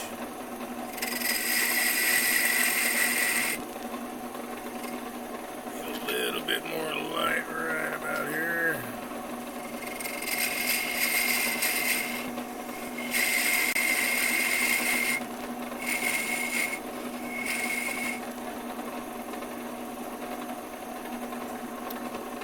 And now my tenon gauge.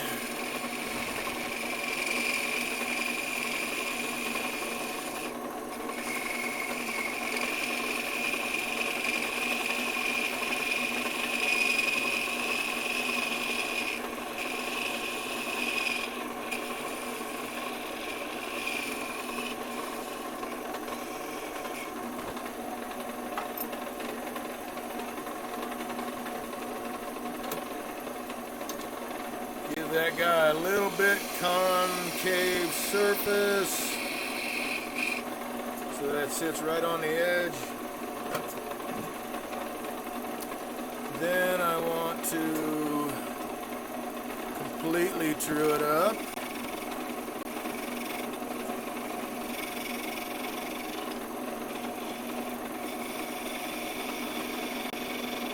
So I'll just use my skew here. Party har har. Now I'll use my spindle gouge.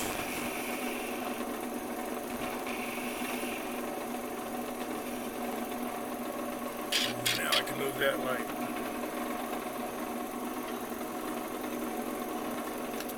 Okay, so I need to have a little bit of curve. I think I will make a bit of an, oh no, I can't do that. Oh yes, I can. I'll make a bit of an egg shape.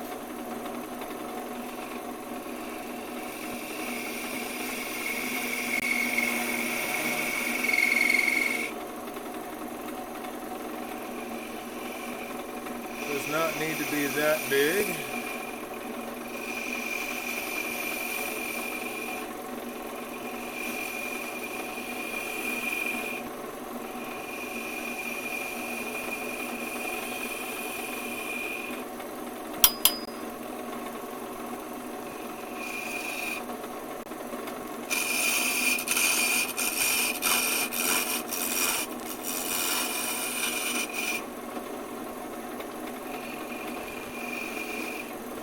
Use my skew again.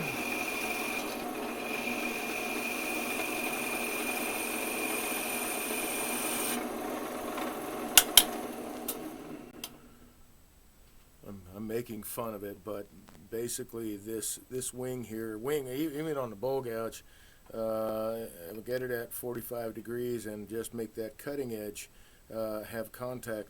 It's exactly the same as a skew. There's no difference other than the tool. So tool control is very, very, very handy and important. I don't have to pick up another tool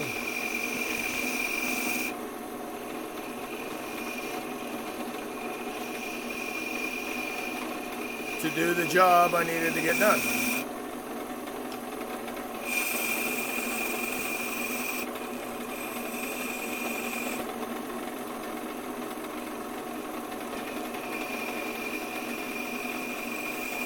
No, Dave, not a sphere. There you go.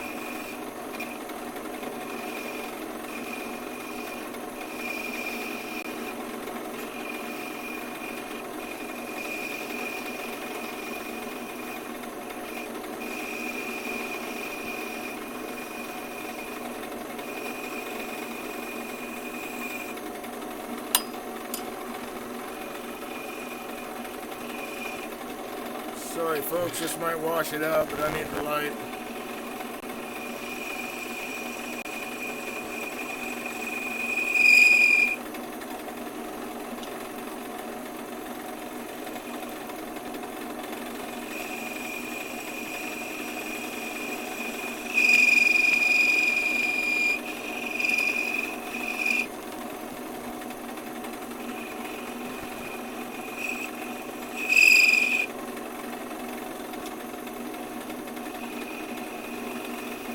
Now, before I get too much further,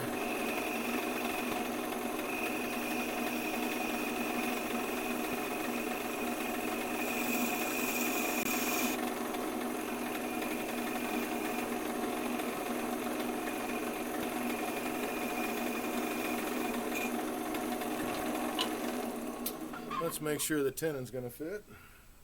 Oh, I need to clean that off.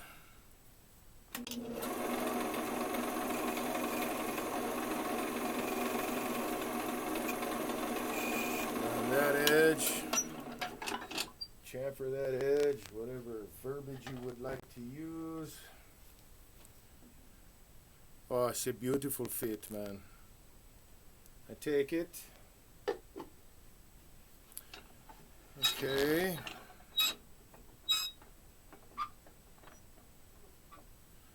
So from here, let's see.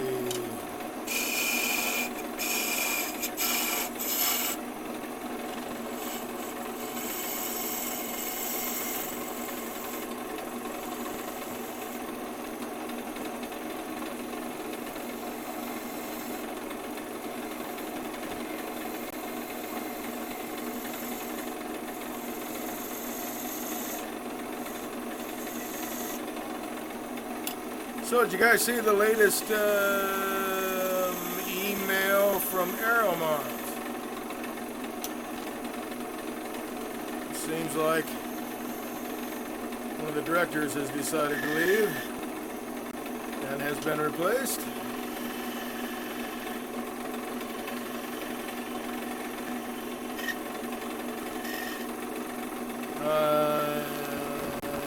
Was a wood turner. I think we got to see a couple of his pieces at one of his at the time he had to speak in front of the whole school.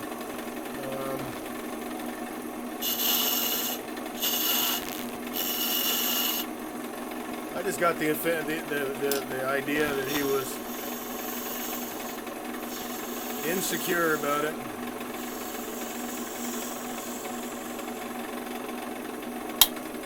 All right, so got that. I think I will take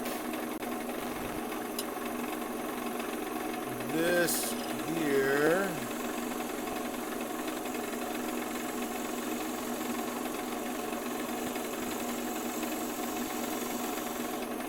Put some beads in it.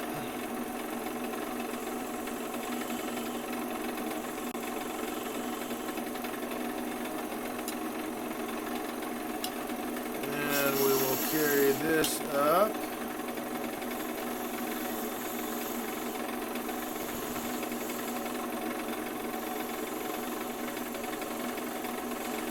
I want to match that diameter here on the bottom to the one up on top.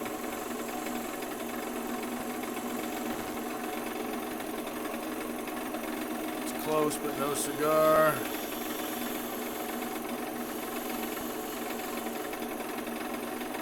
There we go.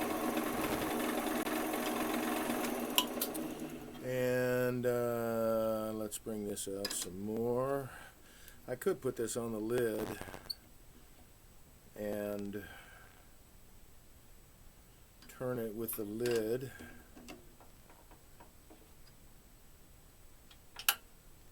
Am I running true still? Of course not.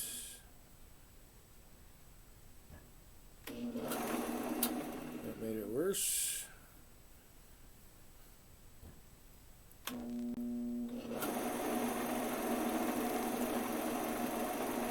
Well, since I'm not going to worry about that stuff there, let's loosen this up a bit. Want it running true. Not too loose, okay. Yes, it is. A little too loose. There we go.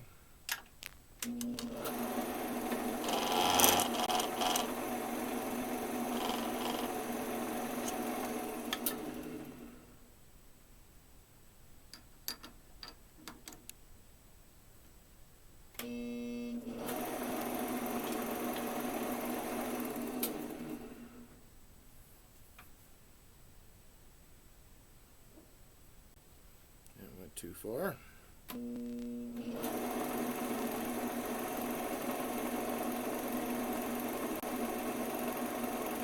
Come on, Skippy.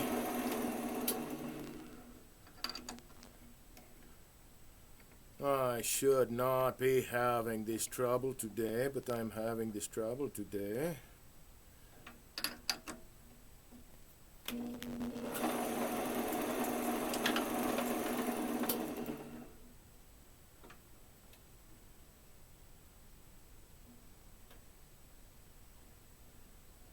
Far.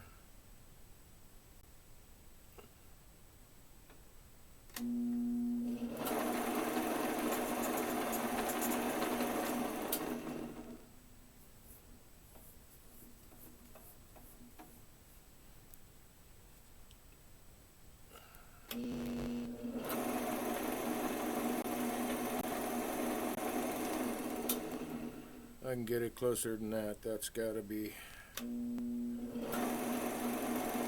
Well, we're getting there.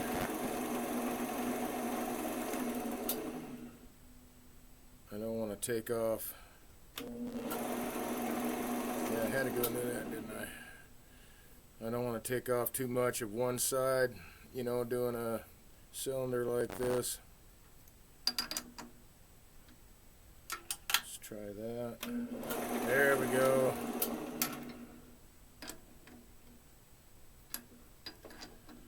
That way, when I finish this bit off, I'm not leaving tool marks that have to be sanded off. Alright, now, how do I want to do this part? Do I want it to be a ball? Do I want it just to come up to, how do I want this to look? Let's see.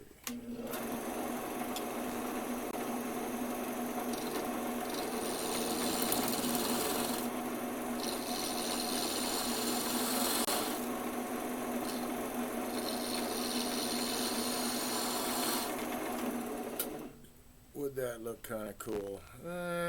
Not so much. Okay.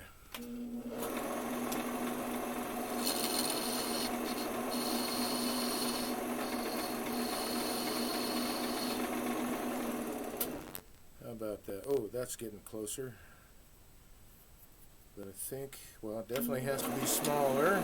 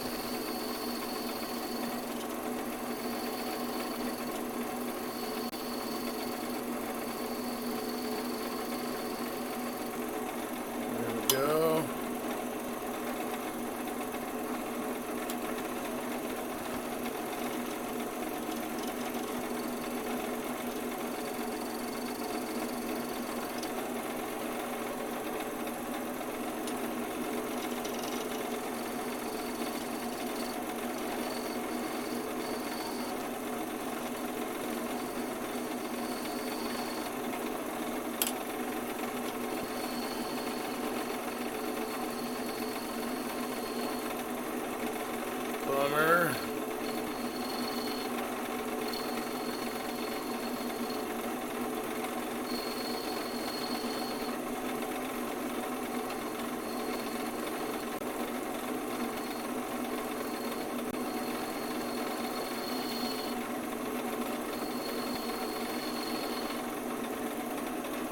That's better. And these need to go smaller yet.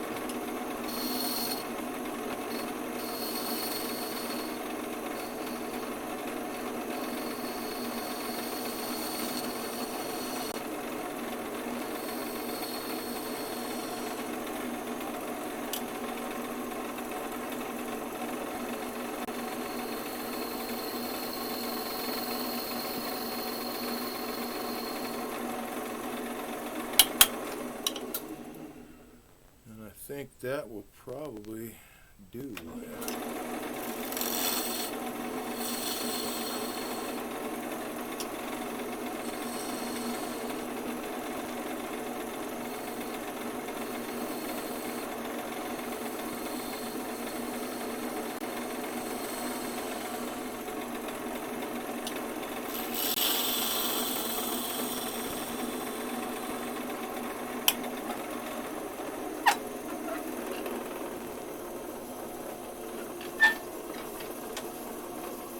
Okay, let's just run right out to 320. What do you say?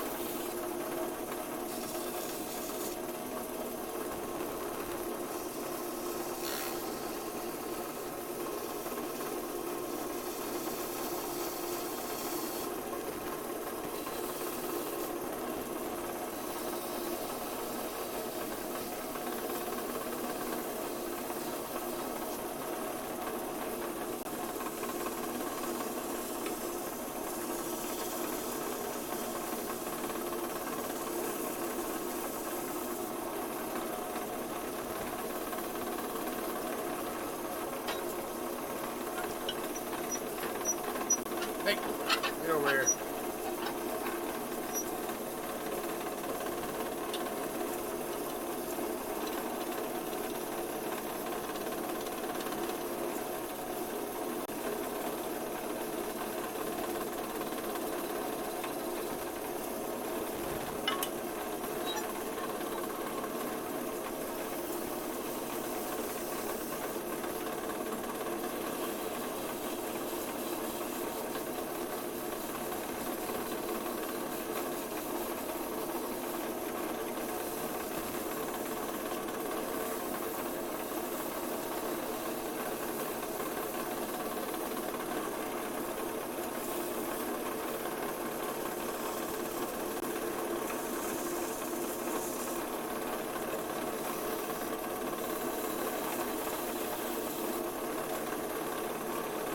Tackle the beads.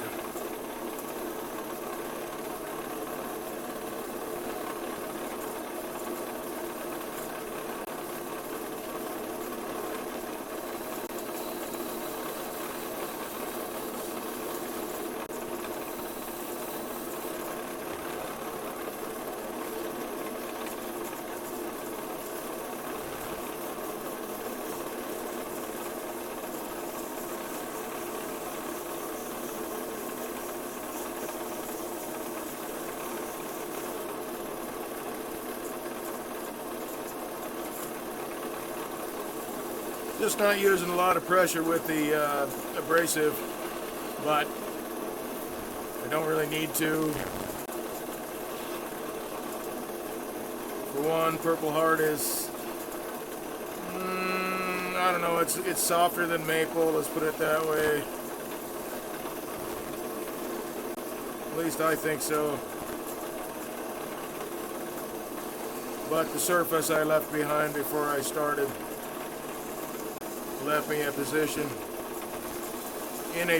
where I could start with a higher grit. And I'm always for that.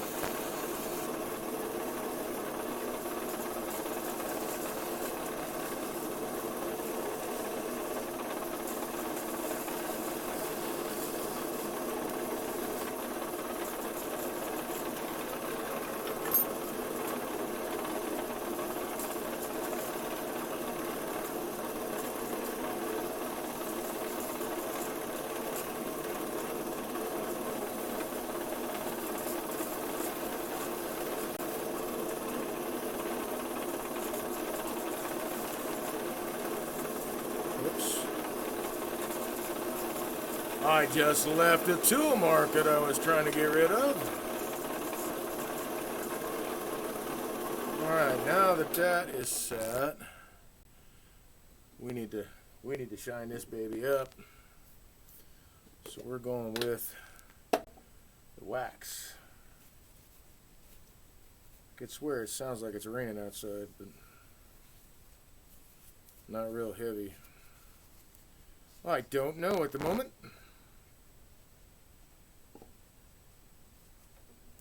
That is way too much.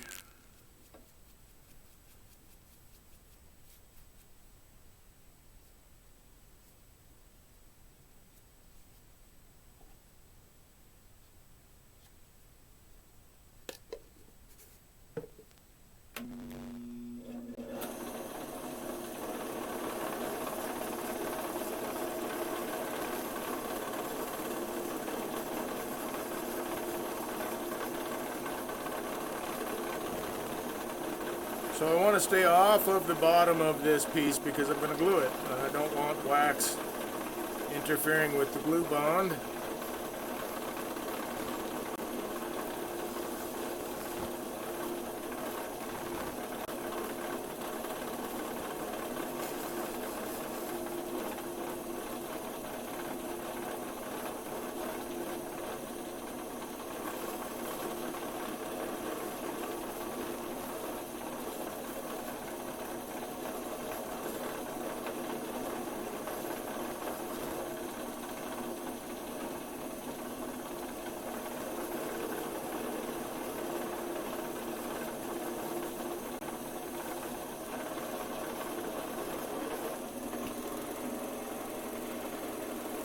Now to buff it.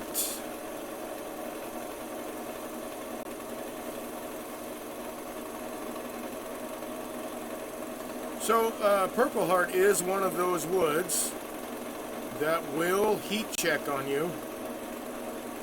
Red Heart does it. Red Cedar definitely does it. If you're not careful.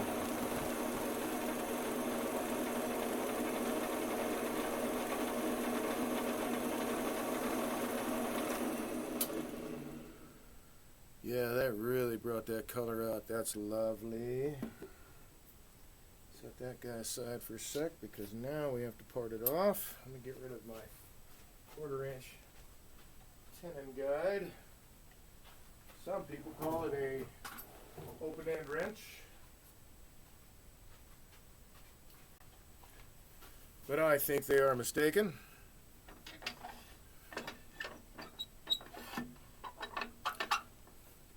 You know, you were over on the other side of the shop, Dave. You could have grabbed the skew you were going to grab. Yeah, could have done that.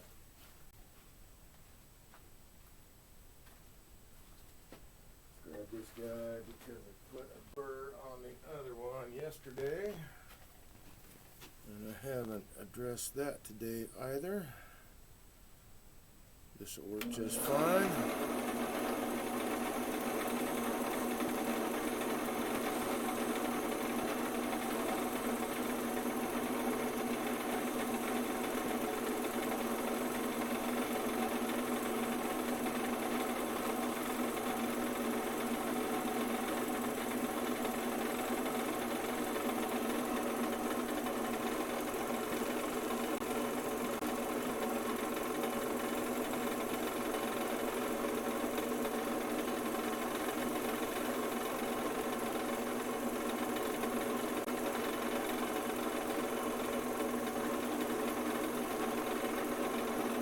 Go. Set that there, put this guy away. Right there.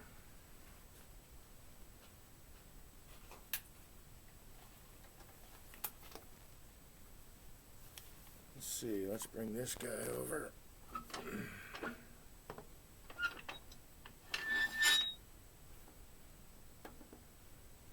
Oh wow, yeah, the green and blues really is starting to come out now. Maybe it's the angle of the light I've got now. I'm not sure. But I like it even more. Okay, a little bit of 320 here. Since I had almost nothing left from that nub.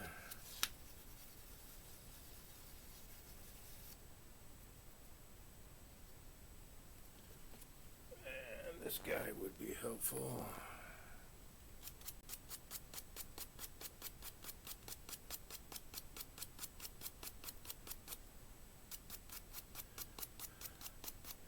Just giving it some light strokes to get rid of the proud wood.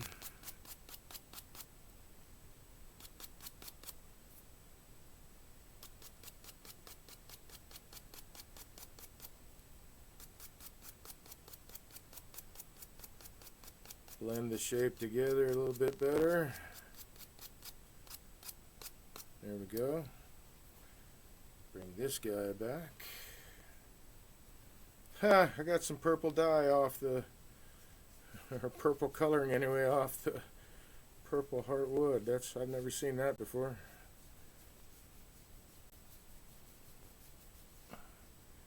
There we go.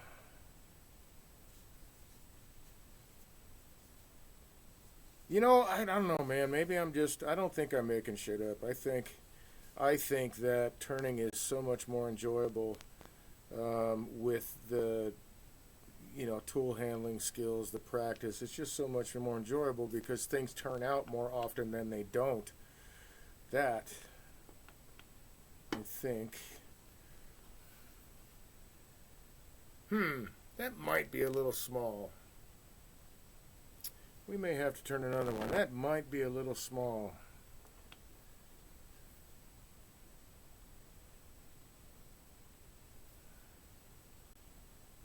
But maybe not. Maybe that is...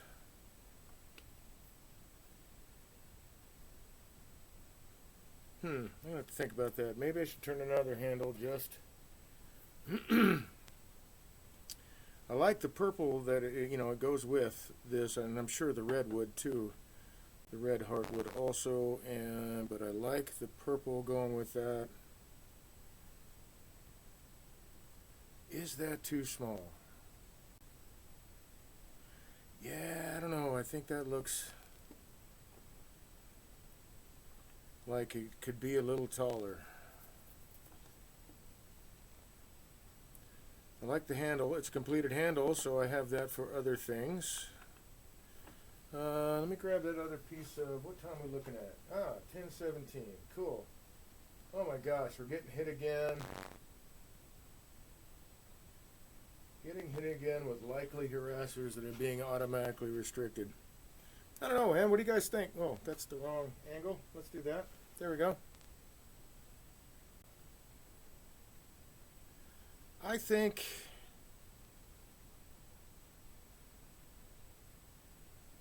well, now that I see it from this angle,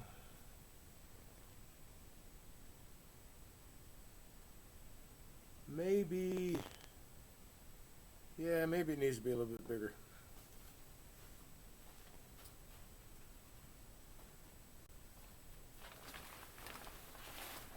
Well, this shouldn't take long.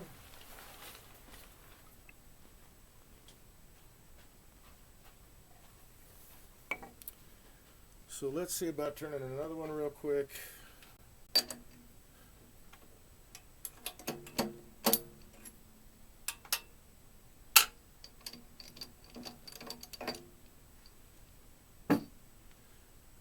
Yeah, I'll do it that way.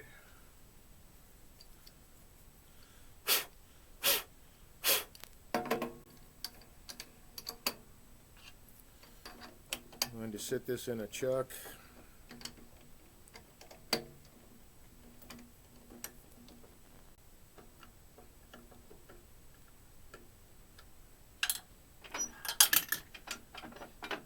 And I'll work down here.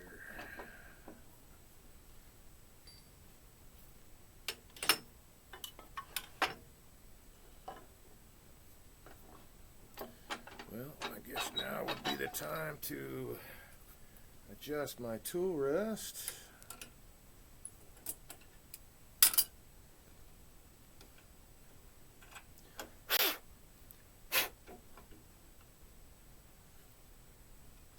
I had delusions of grandeur today. I thought for sure that I'd get more than one project finished, but not today apparently.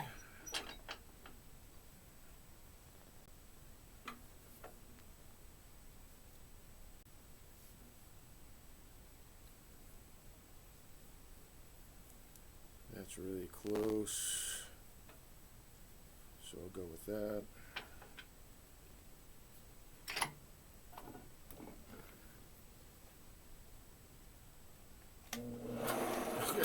Yeah, really close. All right.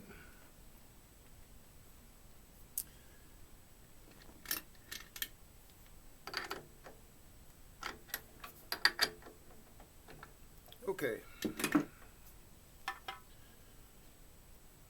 Let's set some calipers up.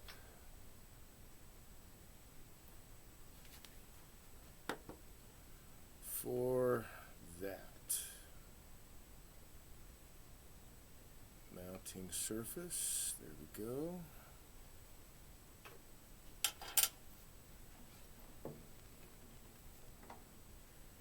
Oh, I put those tools away. Oh, silly me. Thought I was done.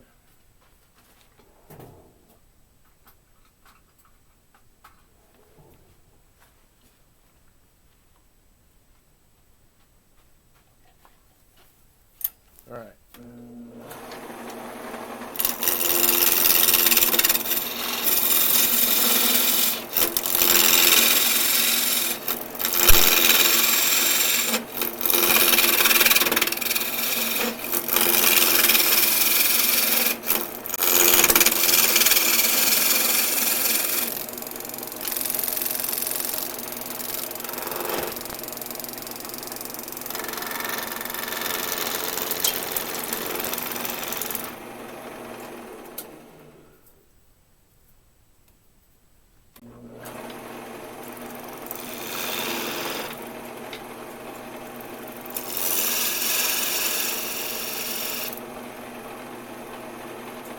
Okay. On hand.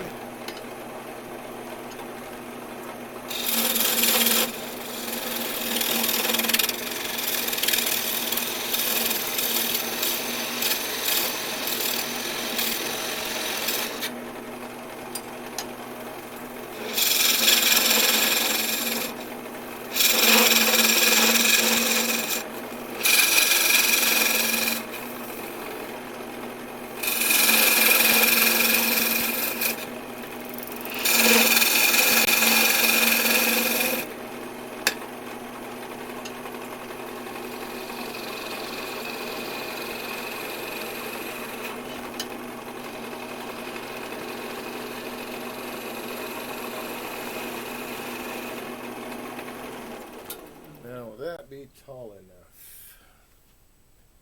A little bit more.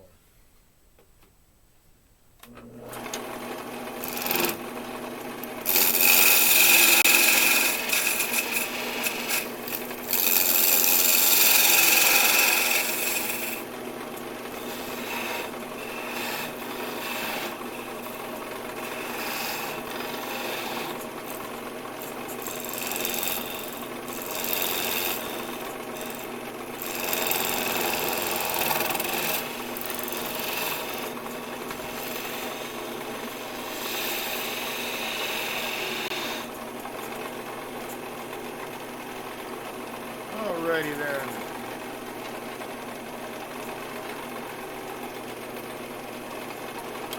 Grab this guy and my tenon gauge. We'll need to do this.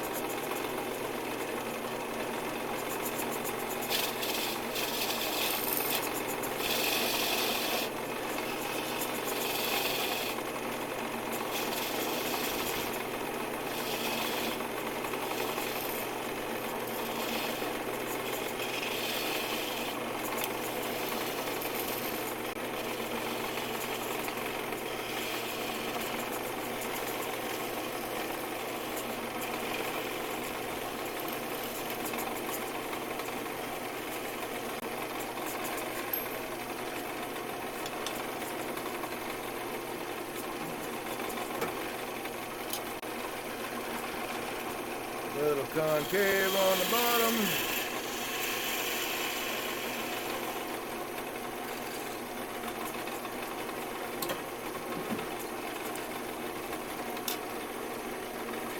Just a bit of a chamfer there.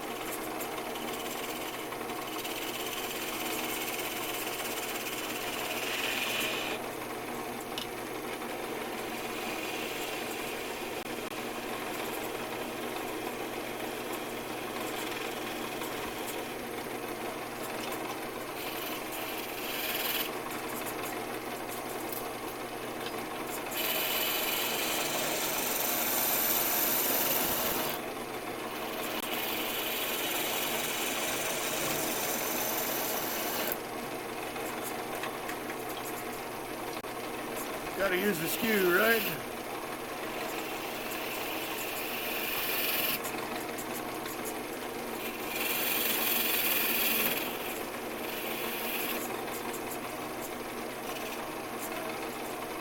Well, now that was kind of silly.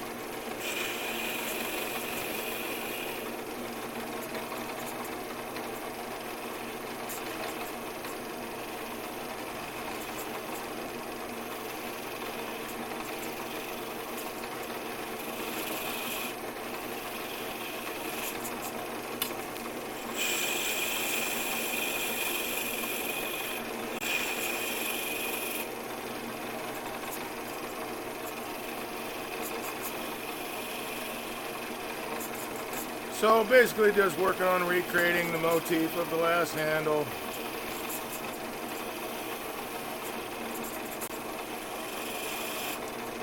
I think I'll put beads right there.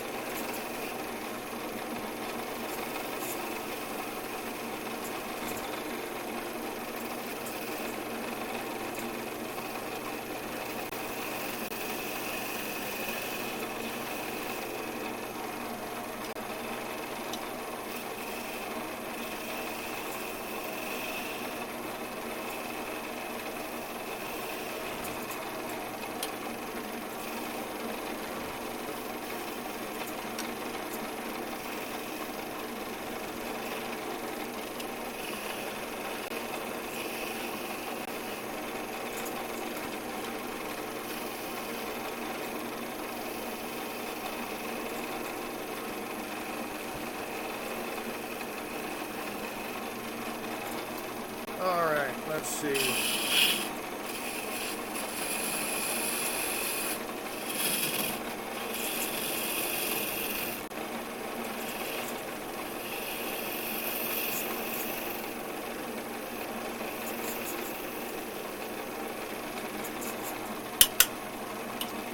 That could be just a touch thinner in diameter.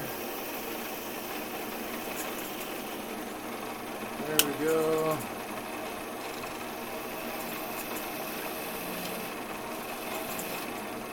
Now, I think all the way up to here would be lovely.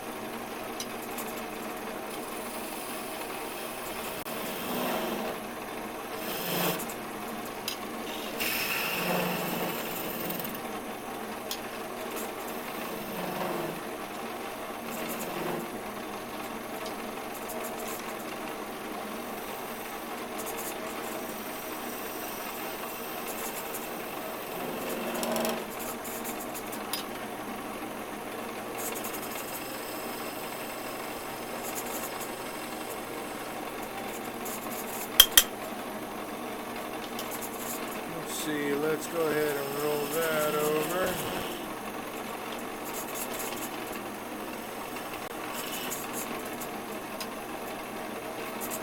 That means I should take this down a little bit more.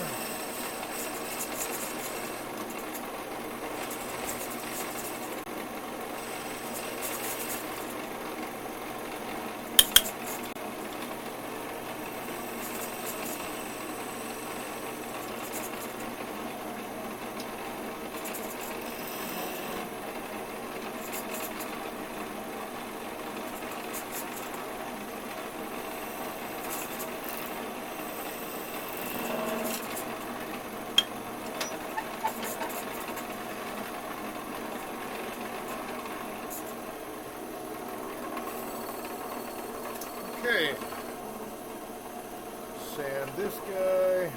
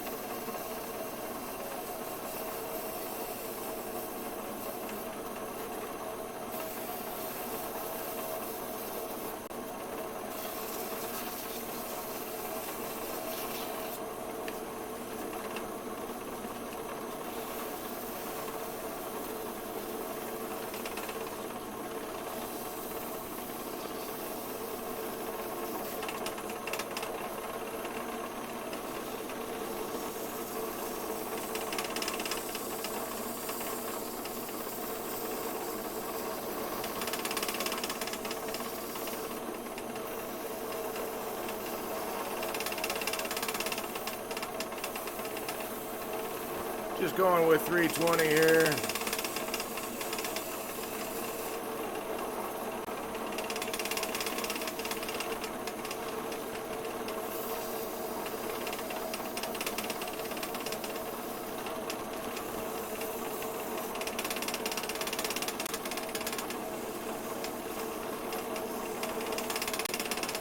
Catch the beads. Excuse me, catch the beads.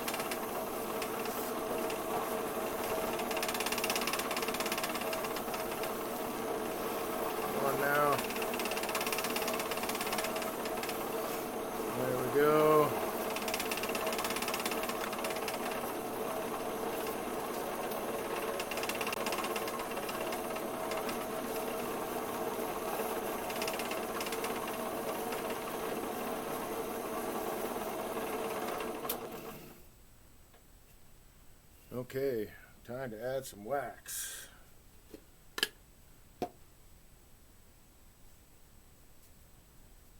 On a clean piece of paper towel.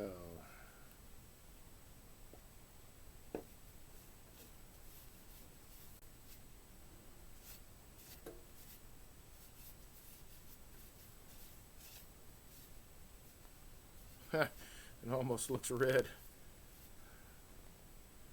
That's another thing with Purple Heart too, and I think Red Heart does this. Yeah, Red Heart does this too. Like, not only does it heat check, but it will change colors with heat.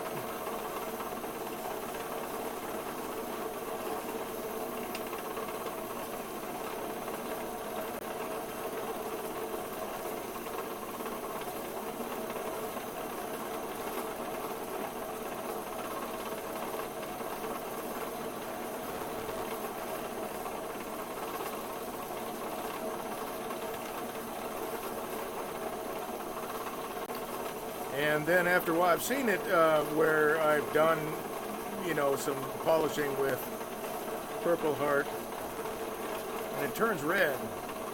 And then once it cools down, at least this has happened to me in the past, once it's cooled down, it goes back to purple, which is interesting. That looks a lot more red than purple, but it could just be the heat. So let's separate this guy. I'm going to clear all that. Yep.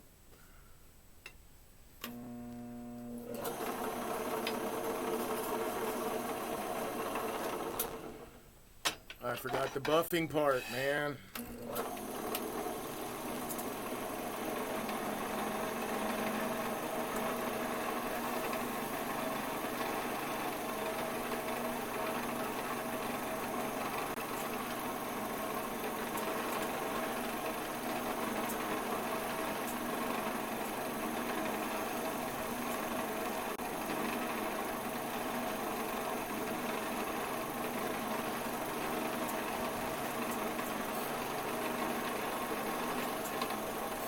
There, I think that's better.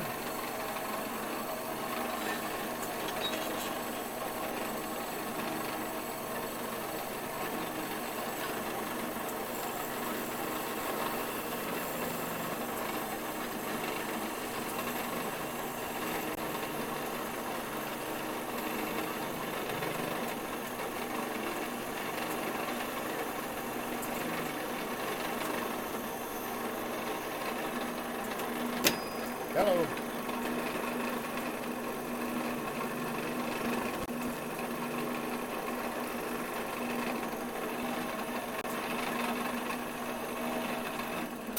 One should not jam their tool directly into the face of the material that they're working with. Okay, that's done, that's done.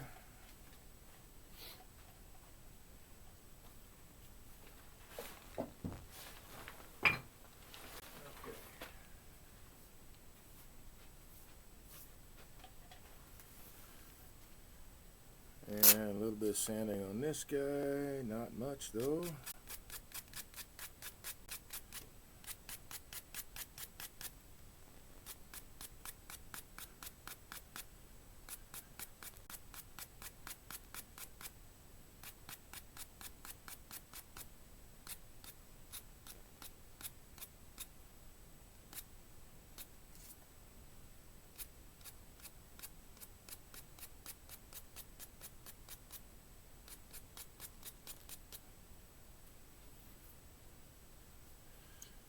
That should take care of that.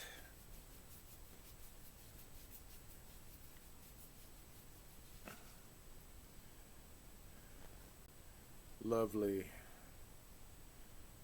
Well, it sure does look red. That's okay. It turns out red will also match with this box just fine. Oop, I need to... Oh, my. Should have thought of that. My tenon split just a little bit because of the live center. There we go. So now as we look at that, I can get it down lower.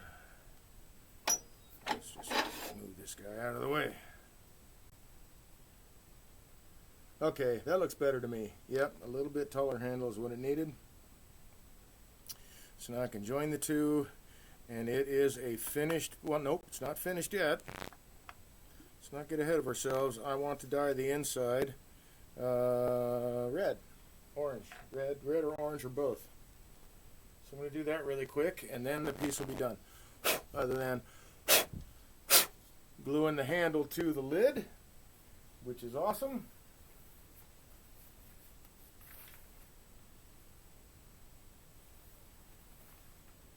I don't think I want to go with purple on the inside. That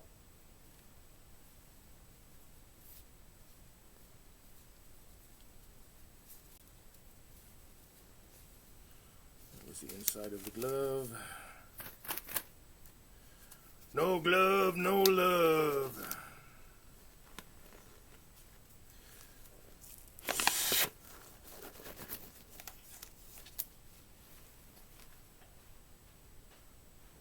And need a little bit more of the happy IPA.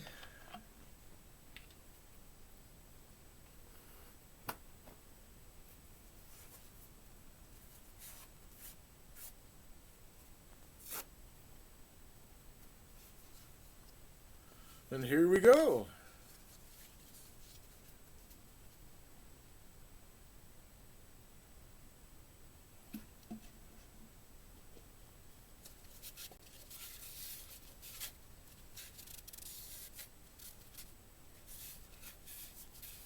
Oh heck, I could probably just pour some in there, hey? There we go.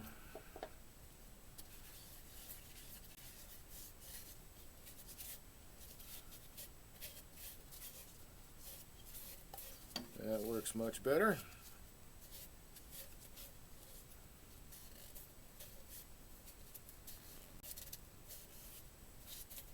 And now I'll throw a little red down in there.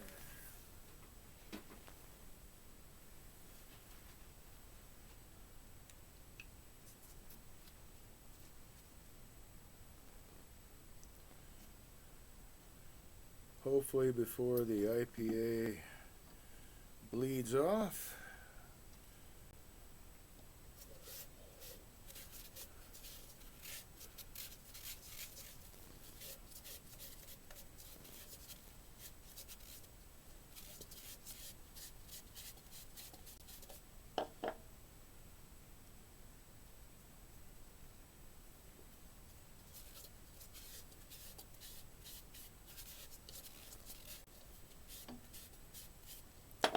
Alright, you're getting in the way.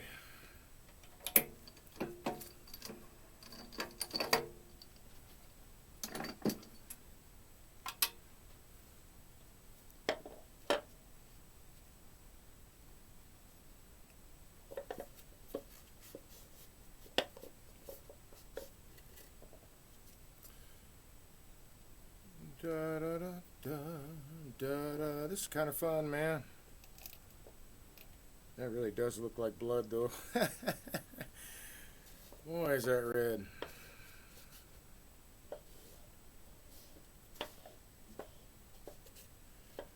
There, now I think that actually complements the outside, maybe with a little addition of orange.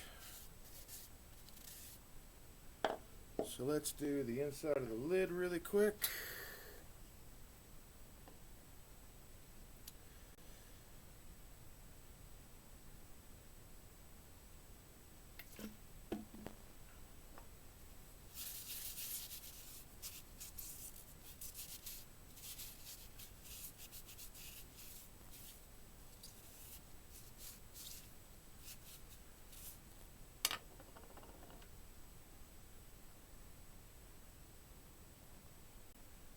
Ooh, had just enough red too.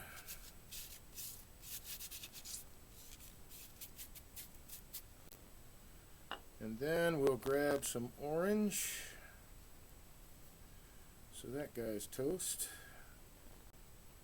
Hasta la vista, baby.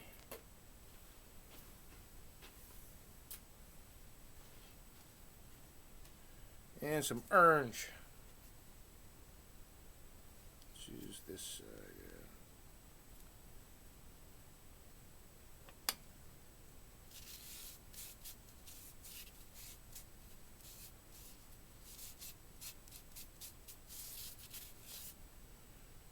Ooh, a little too much orange. We'll have to tone that down.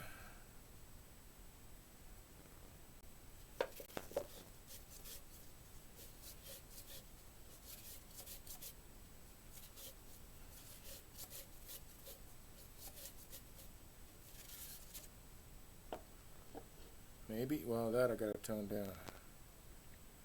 So how am I going to do that? I don't have red now. I do have rose. But that seems... I don't know. Let's try it. See what happens.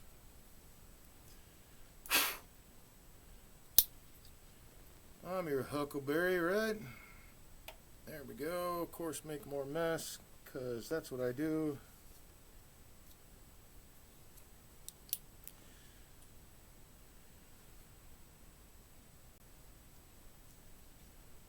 Fold this guy out this way. I guess I'm going to have dye on my hands. Boy, I swear that looks more orange than the orange did.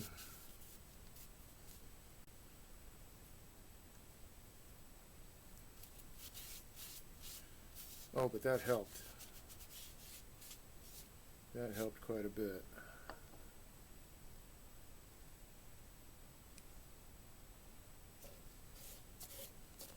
So not the orange, the rose.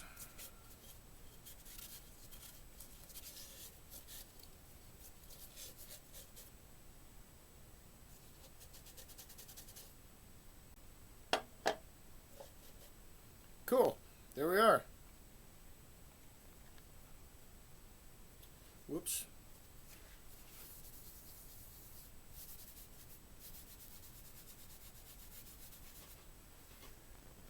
Clean up some of that mess. That's capped. Put that away. Cap this feller.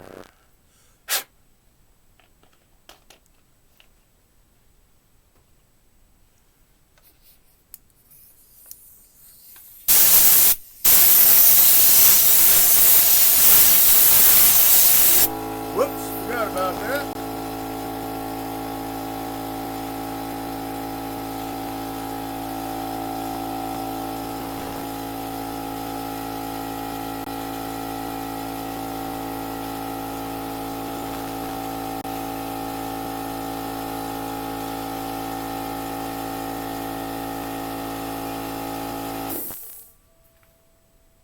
Got just the tiniest little blip of orange right there. There we go.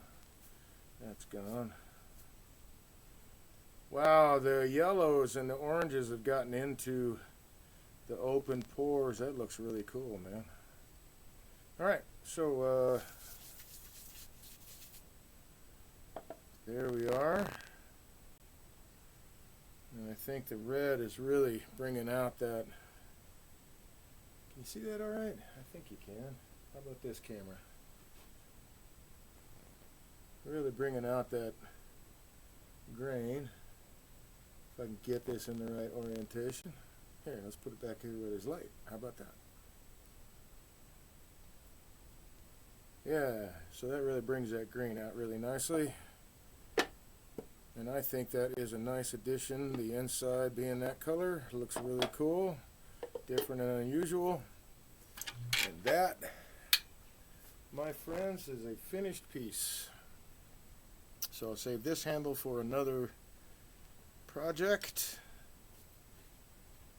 And I seem to have dropped the other one somewhere. Where did you go?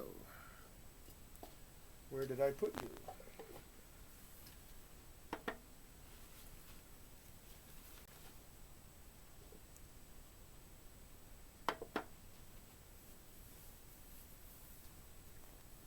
have to locate the handle, but that's all right. I know it's around here somewhere. Probably fell into the shavings, and I'm just not seeing it first go around. I don't think it fell down in here. It may not have fallen anywhere. I may have set it aside somewhere and have forgotten where I set it, which is not an unusual thing. Always interesting in my world. Nope, wrong room. Nope.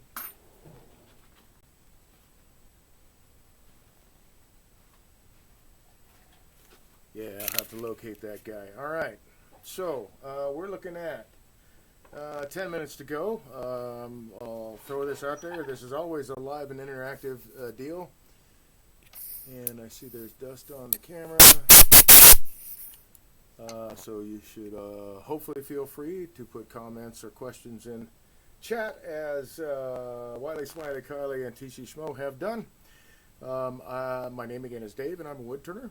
I want to thank you for joining me this evening for this really cool project that turned out better than I expected. Let's turn this guy off. There we go. So that turned out better than I expected. I'm happy with that. We'll put a clear coat of something on there. And then once I find that handle, I will I will attach it. What the heck did I do with it, man? That's weird. Not unusual, but weird. And I don't see it on the other side. You just got like my whole forehead right in your face. Sorry about that. Well, I'll locate it later. If you have any questions or comments, please throw them in chat. I will. I do try to do my best to keep track of what's happening in chat and answer as I go throughout my broadcast. But as I said, my name is Dave. I'm a woodturner. I started this channel to become a better turner by becoming a better teacher and a better demonstrator, and helping other turners become better turners as well. All skill levels, doesn't matter to me. We all have to start somewhere. Where we're going to end up is really up to us, I suppose, right? So I'm always exploring and checking out different things, different tool skills, always trying to combine into my toolbox the tool skills that I think I need to create these pieces that I create. I really get a kick out of helping people get past humps and hiccups, shortening learning curves, stuff like that. For me, that's a lot of fun, so I really do enjoy teaching. Again, thank you for joining me this evening on Woodturning Wednesday right here on Twitch. I see that there is nothing on chat at this moment, so I'm going to go ahead and wrap it up since we have 5 minutes left for the broadcast regular scheduled time. I need to find a handle anyhow so that I can attach it and have my finished piece ready to go. I hope you all stay friendly. I hope you enjoy the rest of your evening. I hope to see you next week, Tuesday and or Wednesday from 8 to 11 p.m. I think, or I hope that you have or use as much time as you can to practice at your lathe. The only way that you're going to get better is to practice those skills. Practice, practice. So, thanks for joining me, folks, and I'll see you next Tuesday. Take care.